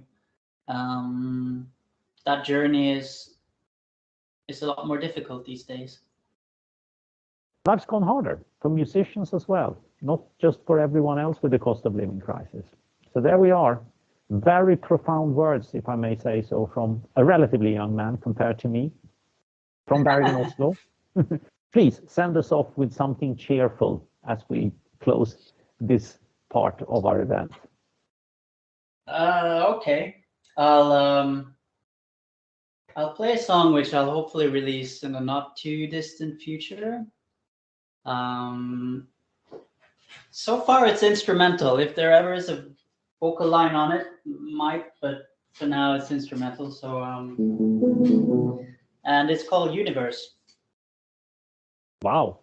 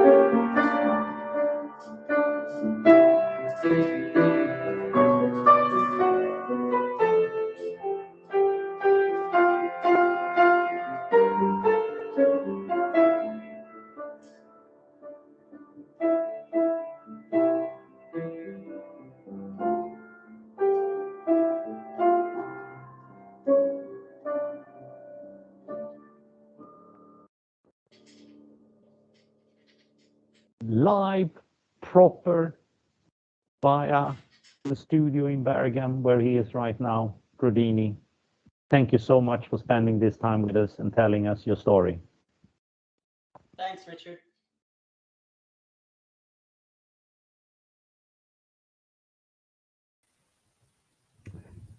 There he was, Brodini, at the time live from Bergen. And needless to say, I'm a big fan of his music. I think it has many dimensions and he's very technically gifted, and his songs really resonate with me, whether they're instrumental or lyrics. And music, as I said, has been a huge part of actually my whole journey through life. And I don't think I'm exaggerating when I say that it's one of the real cornerstones around which I think life actually revolves. I don't know where I would be without music and art, because it truly is beauty in life. What about you, Timothy? How do you feel about music and what music has sort of meant for you through the years? Okay, great. Unlike you, I've not actively been involved in music, but I enjoy music. I think music for me is what I use to, especially if I'm doing something, if I want to engage in an activity and I want to psych myself, I get to listen to music. When I'm going through a bad day, I get to listen to music. It's sort of I do it as sort of a therapy for me, and also I enjoy some good music, of course, when with my friends, and they want us to maybe have some hangouts. I enjoy the music, but from a point where I compose my songs, I've not yet gotten there. I don't know if I'll get there, and I admire. I love music. There's some magical aspect of music that that comes along when you have a bad day. It has a way of turning your mood to something better. And yeah, maybe you can tell us more that more now that you've been in the music for quite some time. How has it evolved over the time? I know Rubidi has mentioned a few, but from where you sit, two different generations. How was it then, and how is it now? How has it evolved? I think music has evolved immensely, and particularly the economics around music has changed dramatically, like Eric was telling us here. I think it's a very different ball game, and it seems to me like either you're phenomenally well off by making music, or you're kind of struggling to make ends meet, and you probably need to supplement it with some other income. And with something we're going to talk about later on during these 12 days of COP, because we have another set of musicians joining, and there is another small clip with Brodini when he speaks more about outlook in life and what it all means to him. So we are going to move and speak more about that later. But right now we are having a guest joining us for the fireside chat. Iram has just joined us here with me and Tim, and she's brought along a very distinguished guest, someone we're looking forward to speaking to. And I will bring in Shabana Asif. I hope I did pronounce that correctly. Yes, you did. So, welcome, Madam Shabana. Hello, can you hear me? Yes, Yep, we I hear you can fine. hear you loud and clear. How are you Yes, doing? So let me I'm introduce doing. introduce her. Madam Shabana is one of the leading women entrepreneurs over here in Pakistan, and she has been into the federation and the convener for the economy and sheet trade development. She is right now, like, I'm a team of her, and we are working on the sheet trade development. And she has done a lot for the gender equality and education and entrepreneurship. So, welcome on board, Madam Shabana. How are you? Thank you so much taking on board. I'm fine, and I'm glad to join you. Yeah, Richard and me are here, and we are talking about this a fireside chat that we're gonna do. It is like they're very amazing. Timothy is here. We all are the team of It's for You, It's for Me, and It's for Everyone. So today, as I'm gonna ask you about the what is gender equality for you, and what is the entrepreneurship means to you. Can you just let me know? Yes, entrepreneurship is the women's and the man's is going the business, doing business, and start that business and come on the first step of coming in businesses. That's for the entrepreneurships, the whole proprietor and the different kind of the jobs doing in that part is called entrepreneurship. Yes, and I guess like gender equality, as we've been doing so many trainings from ITC International Trade Centers and many other things, we are working on the gender equality and bringing up the decent work for the women. Like she has worked over years and years, and that's why I inspired her because we worked together from years and years, and it's been amazing job that she's been doing. Like she's been guiding women how to start the women businesses and how we can do a lot of stuff like educating them into entrepreneurship and many other things. So I guess it is essential for economic prosperity. That is what I say. Societies that value women and men together, they get more prosper. This is what I think. And do you agree, Madam Shabana? Do you agree on that? When women and men work together, it is more prosper. Yes, of course, because both are the part of the both different part of the life, and they are going together to do the equality base of doing jobs and businesses, all of things. Okay, so tell us about yourself. How did you started this journey? Because like other ladies are sitting home and doing nothing, and you've been there everywhere in the entire city to telling ladies how to start the business, what to do, and you're helping them. And I'm one of them. Yes, I am very fond of the kind of designer dresses, and then I always start the business last to 20 or 25 years ago, and we also start then design the dresses and gave the handwork on my dresses and take out it in international platforms because we promote the handicraft or handwork, Pakistani handwork in the international market. That's why I was doing this, and then after that we several years we do the pass on the things that another women they come new start their business. I guide them and promote their businesses as well.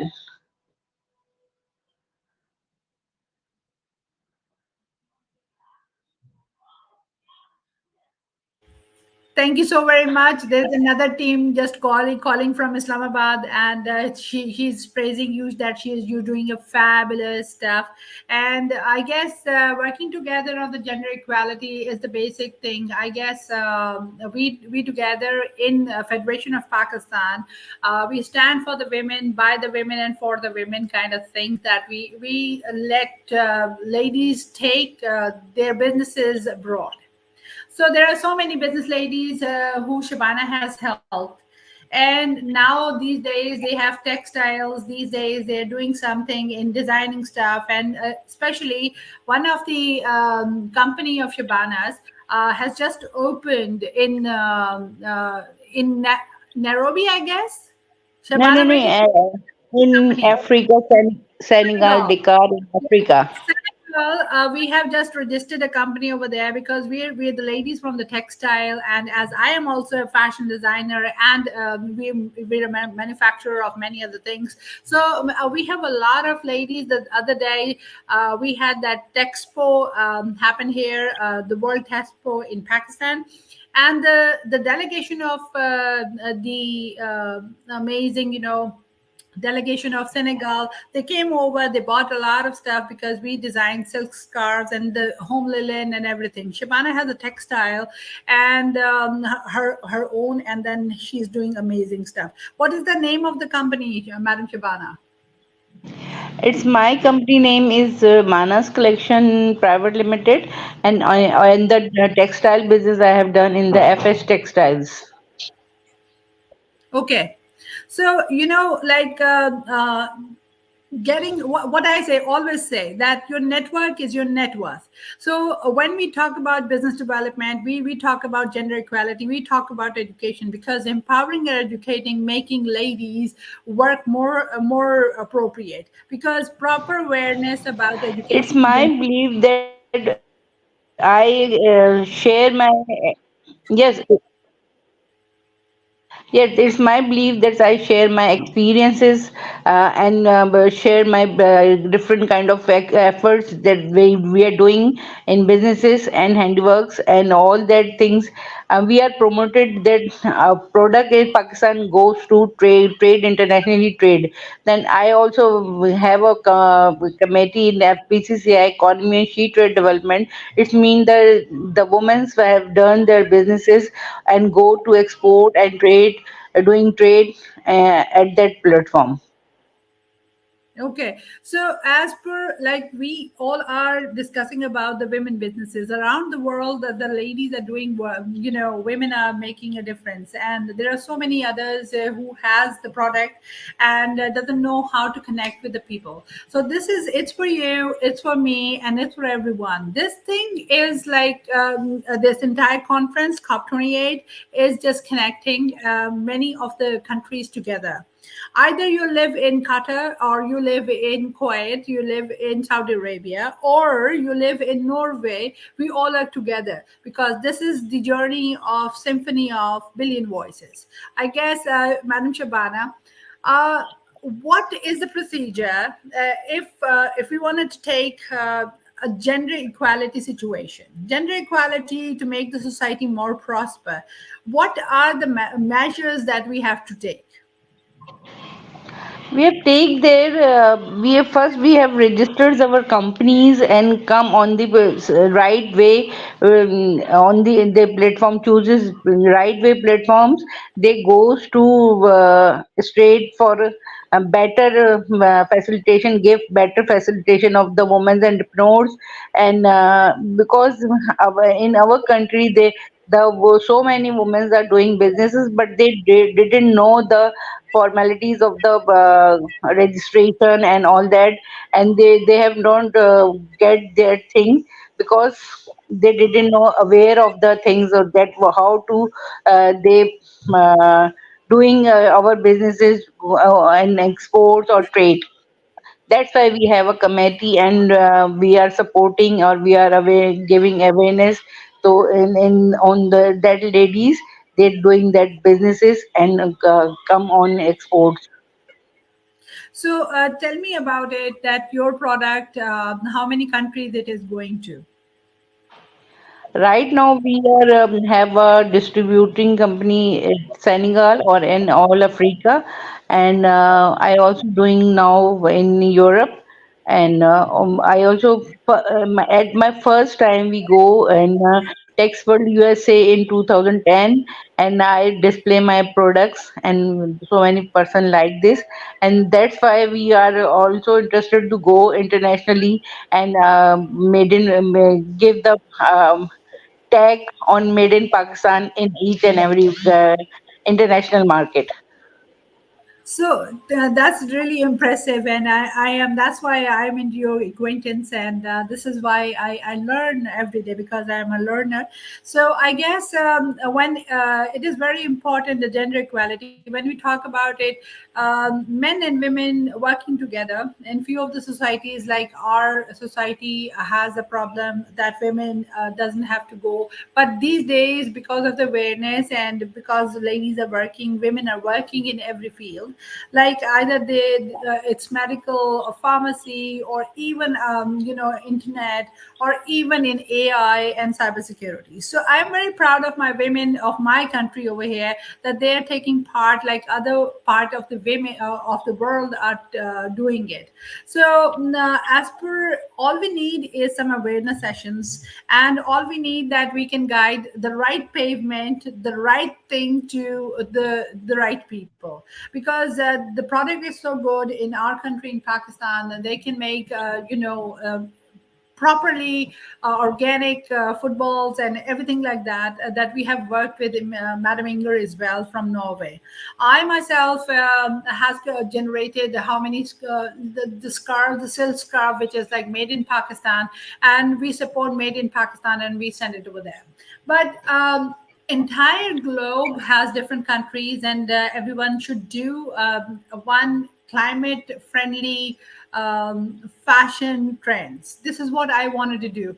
Like the over here, like Madam Shabana has some ethical designs, and then she talks about the textile, the home linen, and everything, which is like all made by a fiber over here, and then it is high quality, which is we are sending over there. So there's a way of doing businesses everywhere. So gender equality is a must. I guess it's a fundamental right for the women as well, who can just use that right and can come forward and can step up and can live the life they want to, I guess. So, Madam Shabana, just let me know that if you have a chance to connect with the people of Africa, because Africa is your target market, and you've been sending your products over there. So it's Senegal and many Congo and many other places. Your products are going over there, and I'm very proud of that. Like this is the spirit that we're gonna do, like doing a business development over there, along all it's about by the women for the women, and we are working together. Either we have connections over there, because I say when your connections are strong, it's the network that is your net worth. So do you agree, Madam Shabana? Yes, I agree, because all the time we have searching the our buyers over there. Then that law firm we use for connection the internationally and Africa and other Europe also. That's we need the platforms at the time now.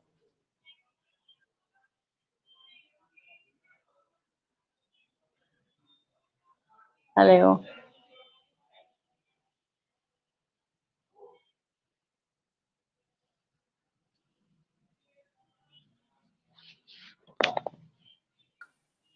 Hello, Irum.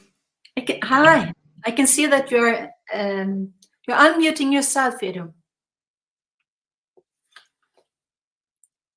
Hello. We cannot hear you, Irum. Oh, the lady is here. Yes. So yes, now you yes. can have it. So how are you? Thank you, Irum. I was just following you, and I was jumping into the stage of It's for You at the time when I understood that You were talking to So yourself let me without. introduce you. Yeah. So let me introduce you to one of my very inspiring lady over here in Pakistan. She has companies in Senegal, and she's doing fashion. See, this is what I'm saying. She's doing fashion, and she's working on fashion products, and she's registered companies in different. She's been sending stuff to many of the European countries as well, and she has a textile home living.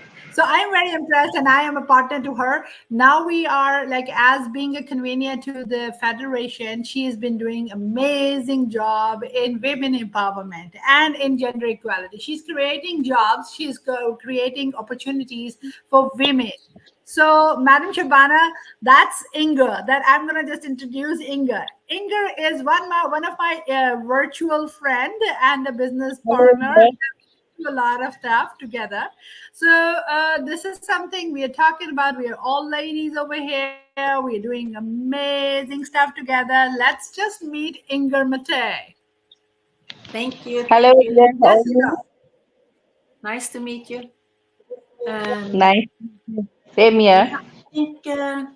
I think I like to start from a point where I'm like a businesswoman, like a busy man or business woman. I think I'm also very much into social entrepreneurship, where we can look at how we can make a structures that is kind of socially good for humanity and the people that's using the services or products, and also it's respect for nature. So how can we really make a innovation that is sustainable, good for humanity and for all of us, and with dignity and respect for nature.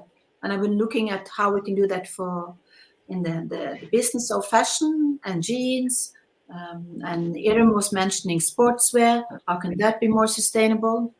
And of course, I've been looking at how a circular economy comes into place.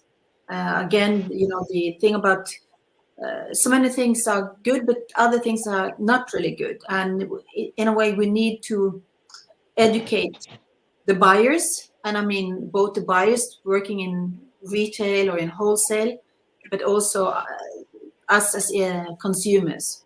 For example, cotton is not good, but everybody thinks it's good to have a white cotton blouse, for example. But cotton uses water and the pesticides, and the way it's pure white cotton needs to have chlorine, and the pollution of the fashion industry is very, very, very high, and all our consumer goods. So that comes to a price. And my engagement these days is very much into the social venture of an adventure of climate education and the climate school, and how we really can sell books online, sell school clothes, shoes, bags, everything. It's a full scale of merchandises in many directions, if you like. So I'm here just for the fireside chat, and when I look at you, Iram, I can see the bubblings of color, and we need all kind of creative ideas in the time. And I had to work on design thinking, work on Internet of Things, work on the smart core coding and smart way to produce or stuff, what we can say. And by the way, we are producing too much. Yes, over to you. Shabana, let me just let you know that she is one woman from Norway that is working in diverse fields, and she is doing amazing. She is one of the founder of the climate schools over there, and she's doing. See, women are making, a mark in the world. Like it's me sitting over here, Shabana sitting over here, Inger Mate, and as I inspired her work, she's very intelligent and a fashion entrepreneur as well. So we back then we did Silk Road, and it was amazing. Like we synergized together like one, and we did it, and it's like the ideas that I've got, she's just on the same page. So with Shabana Inger, she is an amazing entrepreneur as well. She proved herself that a woman can also run a textile. She's making home textile things and sending it to Senegal, sending it to Europe, sending it to USA. So Shabana, tell us about that that journey that you overcome. How did you start it, and how did you see that the men of your company or your family were doing that textile, but then you would step in and you wanted to do it yourself? I need to hear the story. My story is I am starting my business last 25 years, and I inspire my grandmother. She's doing stitching in wholesale stuffs, and he's a stitcher. And I also try to I also learned that is stitching, and after that, in 2010, we have used one project of USAID, or in whole Pakistan entrepreneurs. They have trainings and other things, and after that I made handmade tunics for that project, and I am selected whole Pakistan. One of them I am selected, two ladies are selected over there, and they got the Tex World in New York stalls, and I go there and I display our products. All my tunics is handmade, all hand embroidery over it there, and there were my first experience.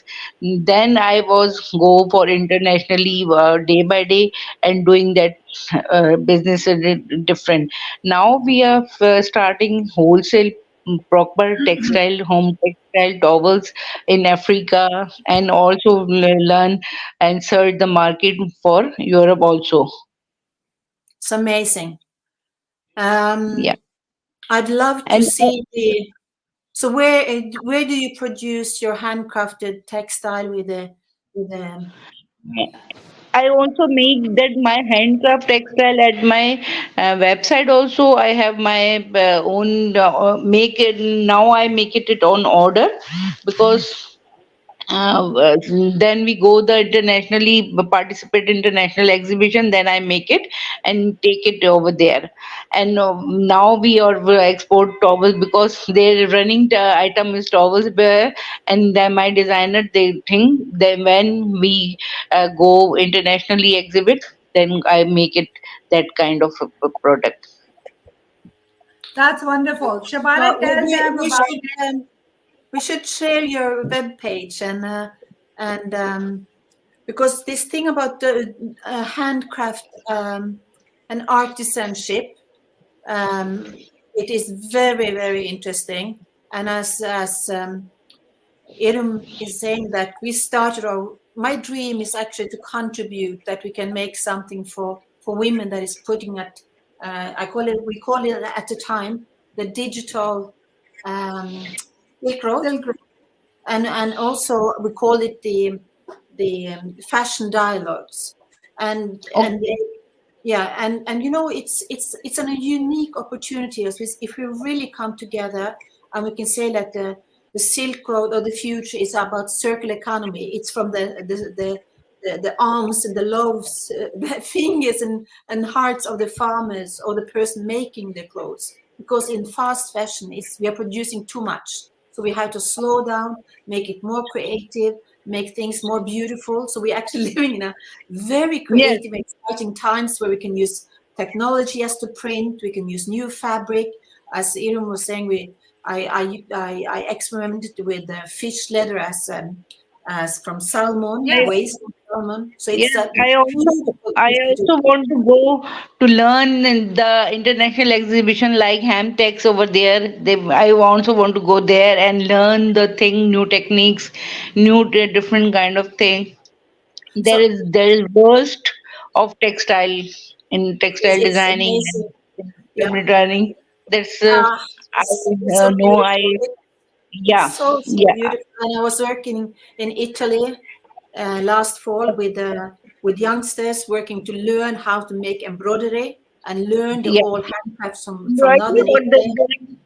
many different kind of they didn't stitch bulk dresses. They press and they done their dresses. There are different techniques over there. I also love to go and But you know take the thing is the first steps and the funding for it, and I yeah. also like to say that but you know with the Pakistani diaspora, for example in Oslo is quite huge, and I talk with also the thing about knitting, like the grandmothers, everybody knit, and the knitting and wool tradition, like in Kashmir you have Kashmir wool, which is like Yeah. it's like champagne from Champagne, and it's wool from Kashmir. You know, it has this kind of quality stamps.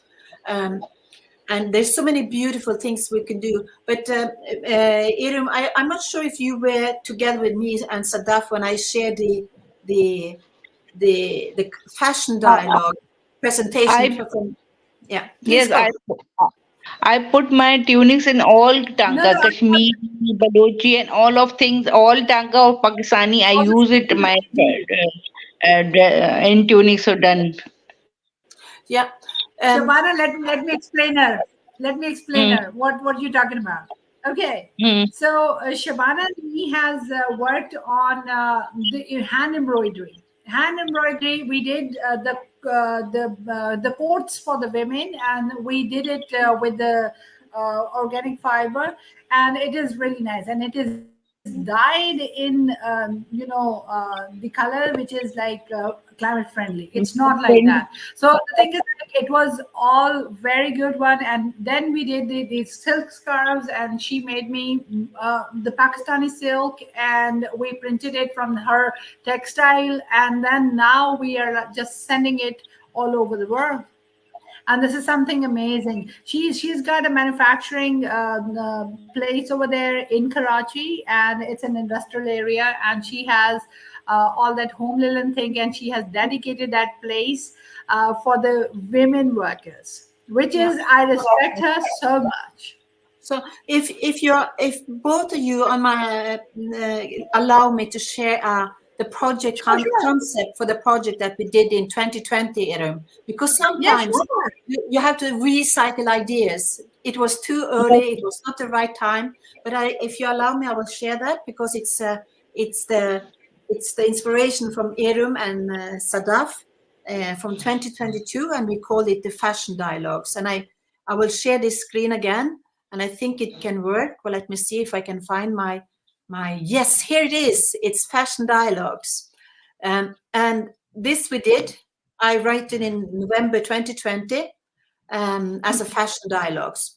My inspiration at the time, since I was in Paris for the Paris Agreement and COP28 at the time in 2015, and we made a charter to respect and climate for the sake, change fashion industry for the sake of the climate. And this is again coming up for 2028, and it will be stronger and stronger. It's very complicated to change an industry. But I like to share this thing with the handcraft as new luxury. This is the national icon fashion from Norway. Like more or less every women get this for when they for the confirmation. They get it like an inherited dress, or they make it new. And here you can see the handcraft is stitched. So this is like a national costume for the celebration of the important celebration for the family, weddings, confirmation, national day, you name it. And you can see here, so I put up the prices on this, but here you can see even dogs and animals and babies are produced this kind of national costume. And here you can see how the national day of celebration. So I can see that it's a heritage, it's local history, it's family history, and it's made with love and care. And you can give it, it's a gift from grandmother to granddaughter and grandfather to grandson. So it has, here you can see modern technology, and it's 100% made in Norway, and it's made to last for generation. It is an art. And here you see it in different, we call it bunade, but now of course, it's also produced in Thailand and in China, as you can see, combined with silver and jewelry. And that's also locally made, used to be. Here comes the interesting thing. It's called eco Économe musée. It's like a French Canadian word. It's artisan at work. And it means that we can really promote handcraft and together with tourism. So it's like tourism and to meet the artisan and their work environment. It's the learning and to discover the beauty of authentic products made and sold on site. And this is the Silk Road that we started in 2020, and the ecosystem of the Silk Road from Quebec to the Silk Road, and the legacy of the Silk Road, and silk and fashion and mirror and perfume and ideas and music and trade. That is the Silk Road, the ancient deep history of Pakistan as we had it at the time in 2020. So this is heritage that earned its keep. It's handcrafted plus art, and it's a new luxury.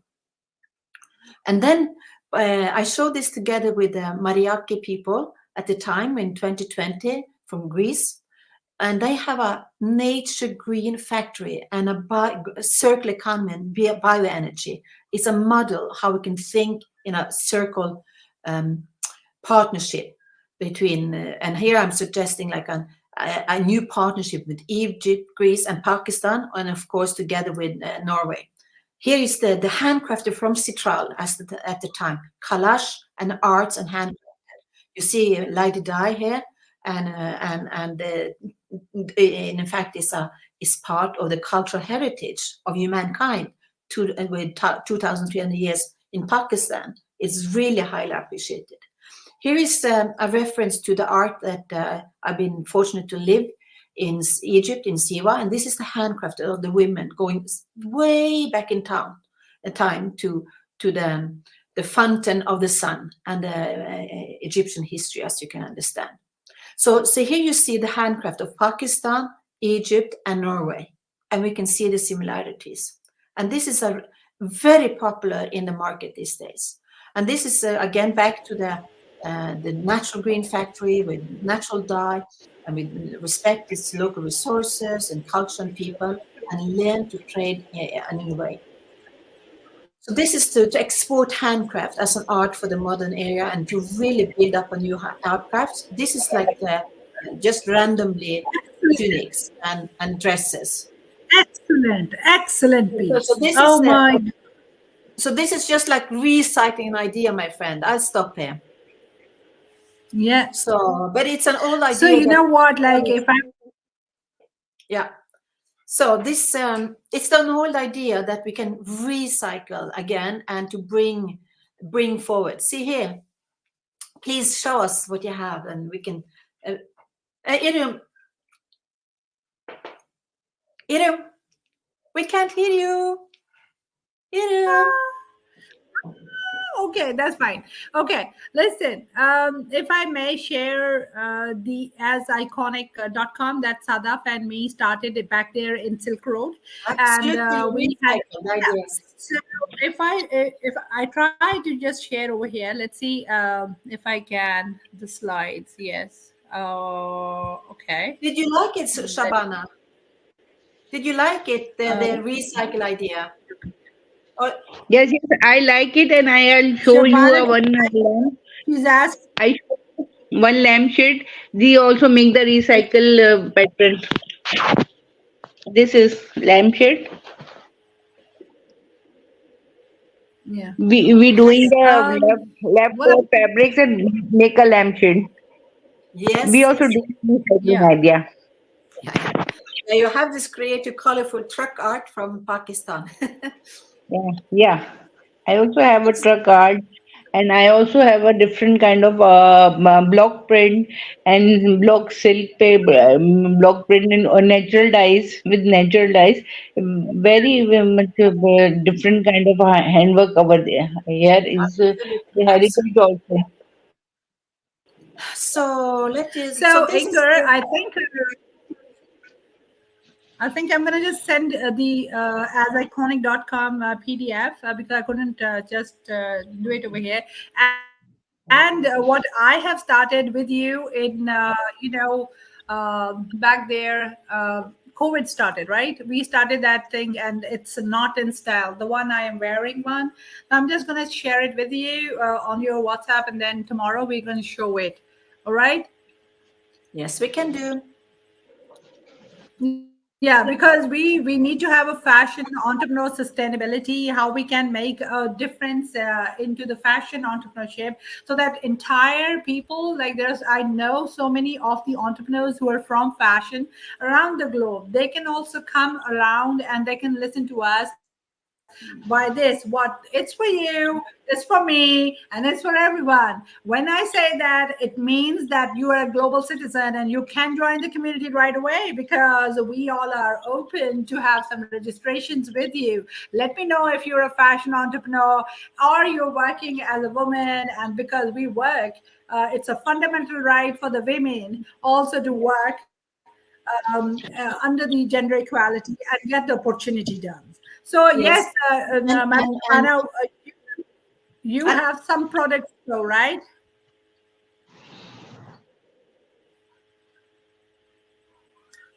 so I was putting myself, like you see my background, there's a fireside chat picture or like photo. And I said, like, women are the fire, and that's the symbol of the kitchen, you know, when you really talk about things that is important, you can sit around the fire and open your heart and say, this is my desire, can we do this, and can we do this, and you make food together, and you know, this is the symbol of an open heart. So you can share, like, find a nice people to work with, and have a building trust and help each other, and it's like it's like building a win-win-win structure that you can you know, make things move. So Yes. to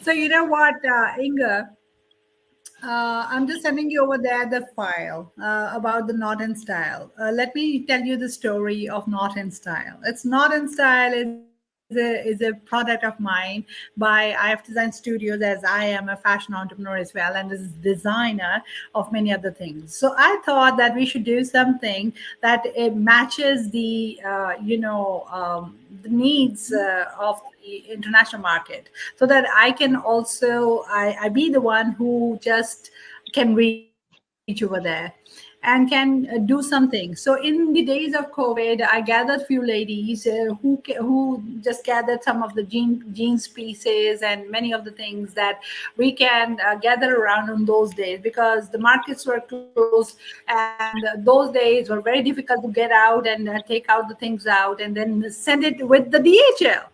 So around like what, 8 countries, I DHL them the products of Pakistan, which is like one of the pure leather shoes, which is all hand painted and embroidered, which we call it kussa over here. And then afterwards, there were some silk scarves, the denim pants, the shirts, and all that. These are those ladies who made it. And then, as Norway has the rose garden theme, we have truck art.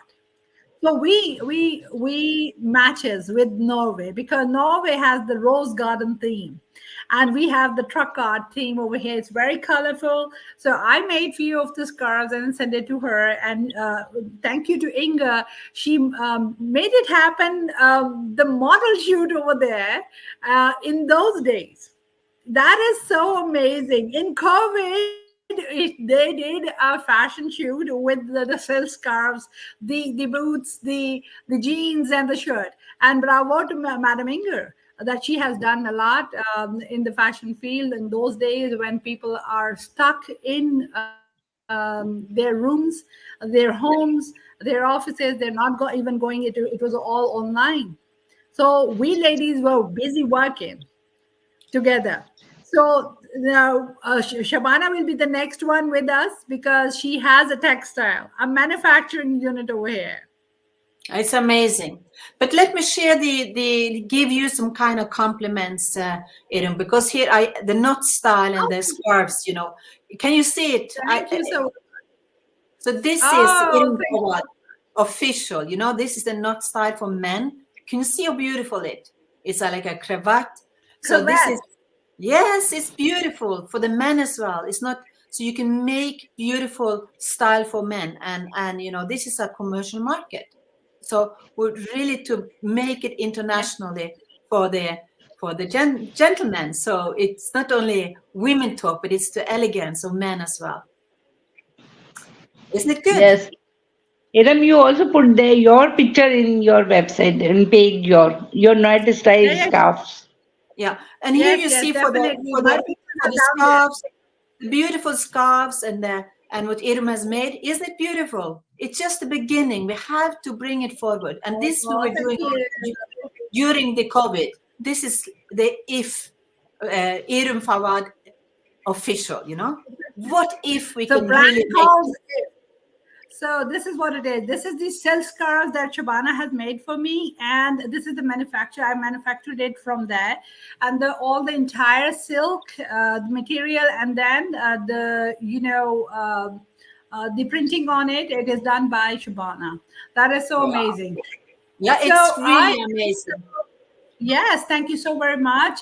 And then, it's a fashion story that we can tell. We have hundreds of billions of stories together because it's my lifetime. I can speak for fashion like around like what? It's a 26 years old story, and we are just making a difference still.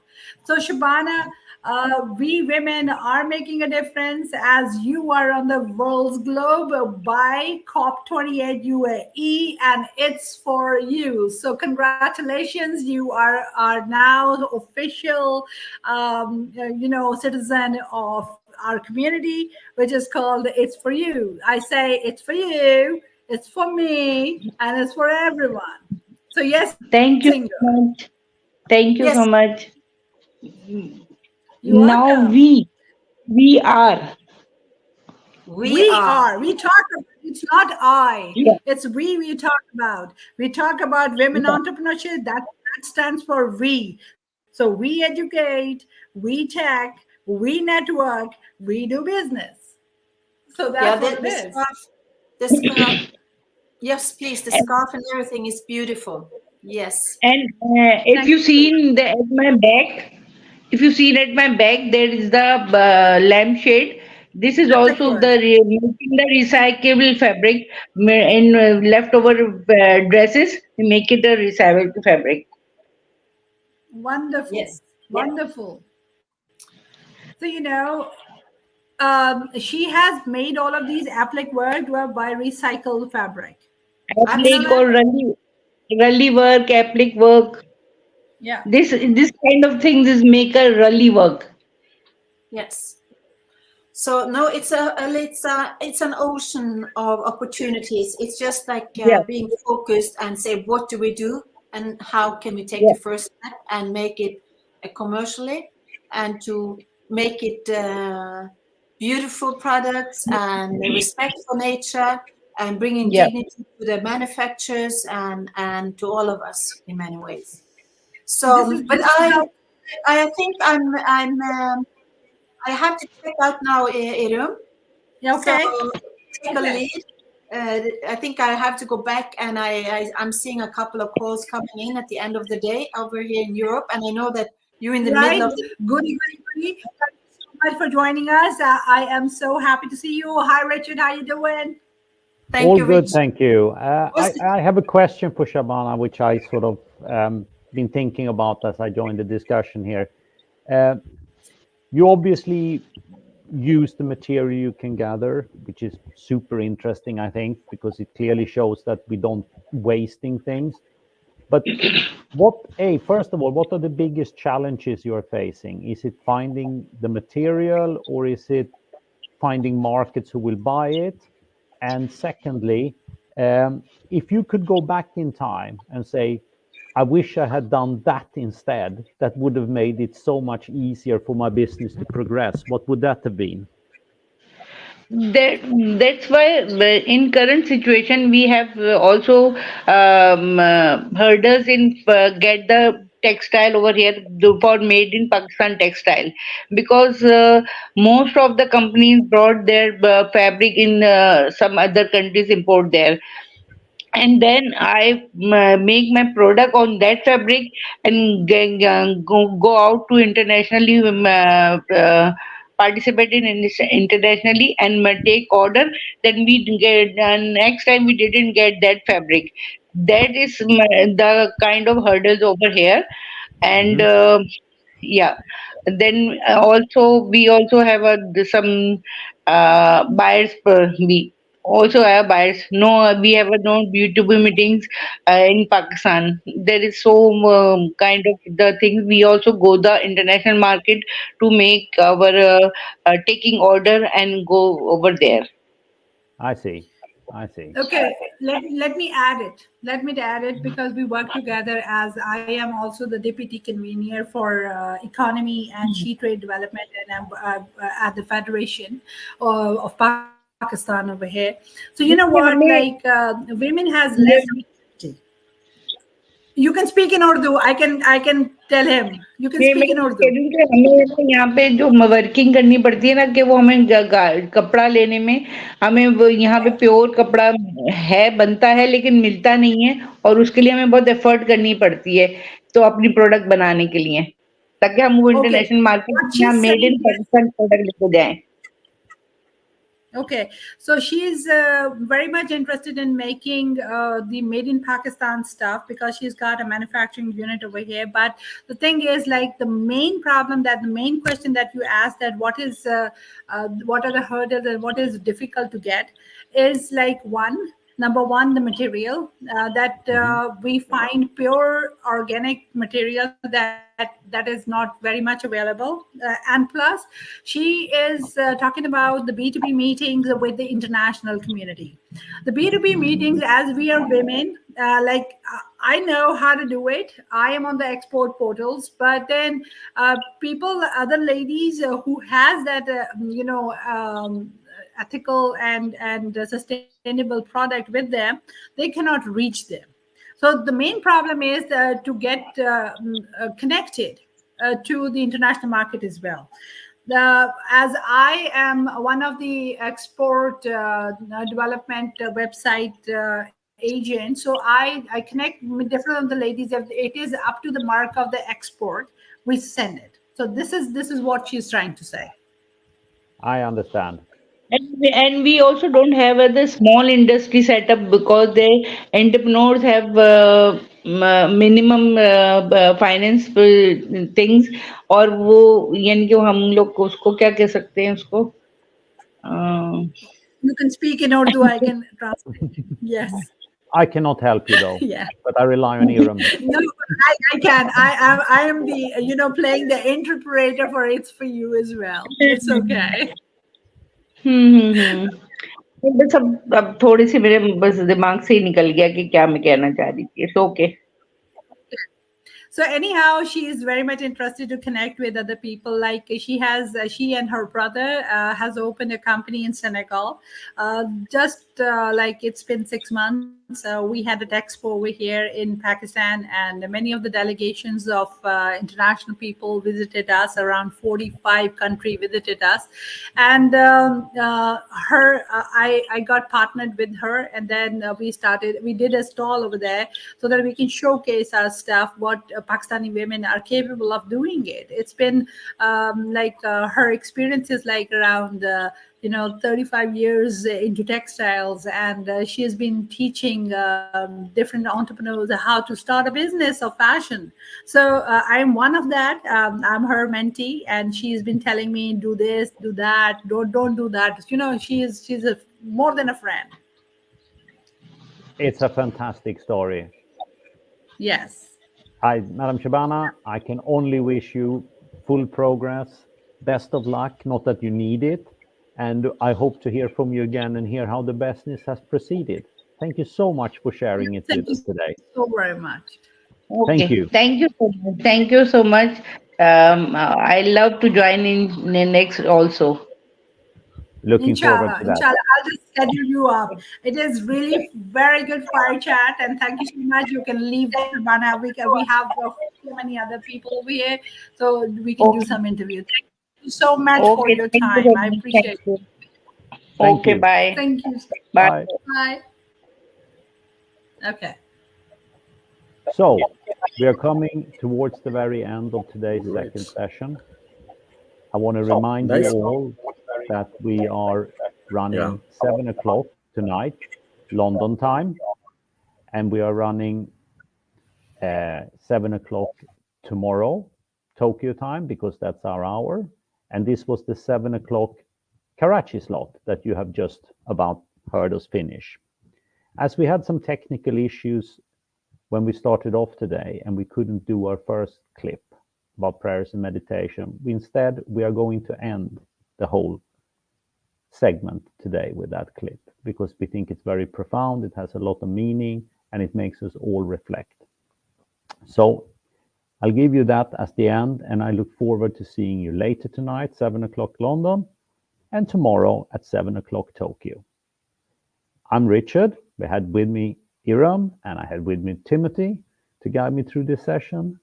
And to finish it off, like I said, it's going to be the clip we were meant to show when we started out, but couldn't do it for technical reasons. So here it comes. Thank you so much for viewing us and tuning in. Bye-bye. I think fundamentally, if all of us understand that we are part of a God or child of a God, meaning that we are good and we love or light or peace itself. If we concentrate, if we want to be, if we make effort to become like God, the consequences are all good, meaning that we help each other, we will be connected to each other. We do not wish anything bad happen to us, to animal, to insect, anything on the planet. If we call it, it is a truth. If you do glimpse of this truth or try to find, what is the truth in our life, I think those people who are getting there understand, while all the others who are still understanding a material side of the world, it would be very difficult. Because as you say, we in the past, we learned to solve, there's a problem, we solve this problem. But it's all connected. It's just one facade, the same issue has a different story or faces. So if we understand that, so, we all unselfishly love where we live, this planet, and all the human nature, and then we have different worlds, and obviously it's far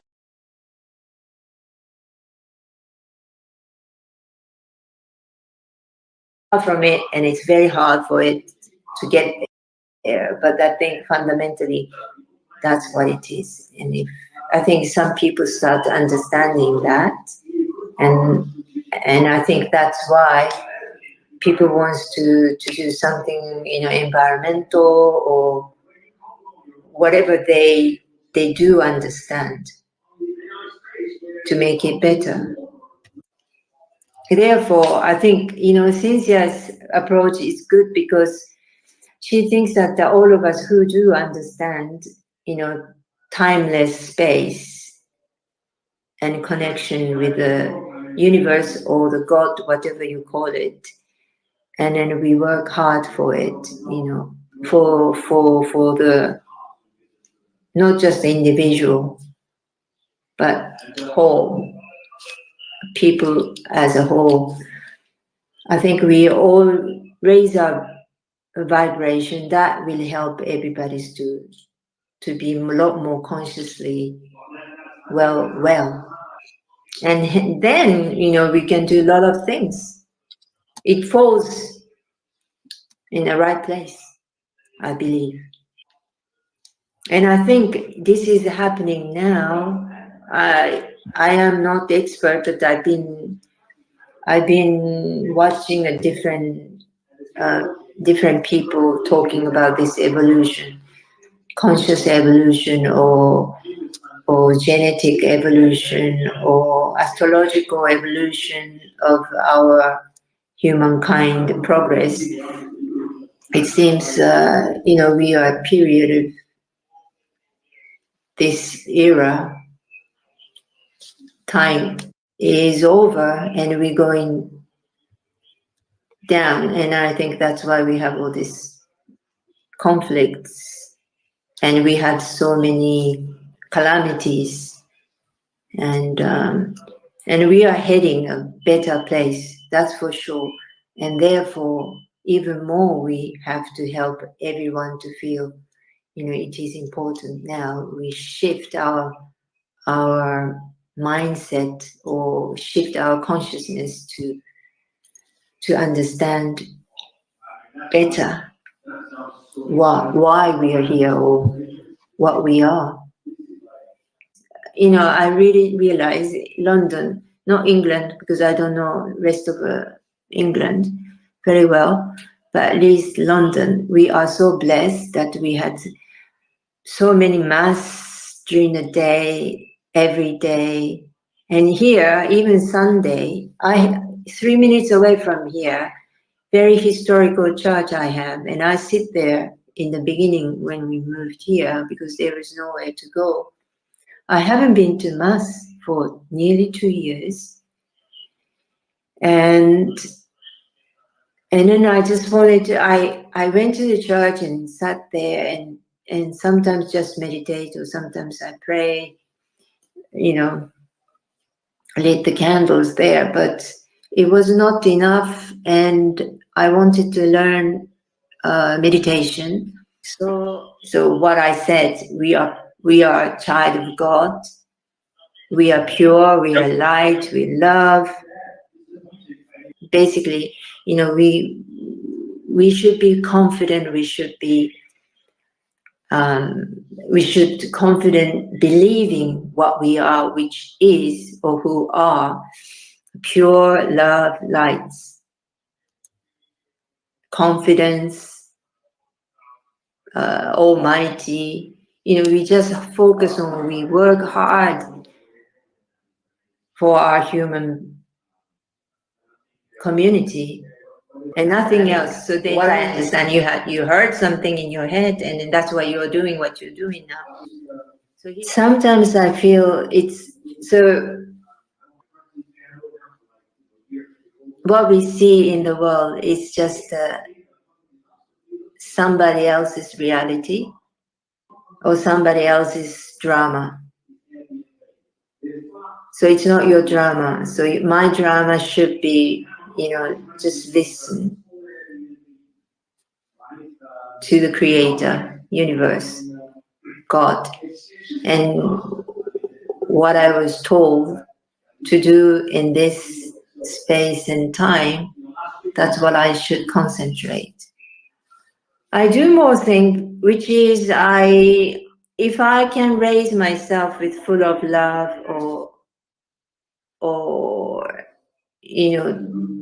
doing the right thing. So right thing, I keep asking every day, what I have to do today. So it could be helping, my friend close by. Then that's what comes to me, then I do that. So it's not much different, but I certainly change from listening to other people's problem or emotions. But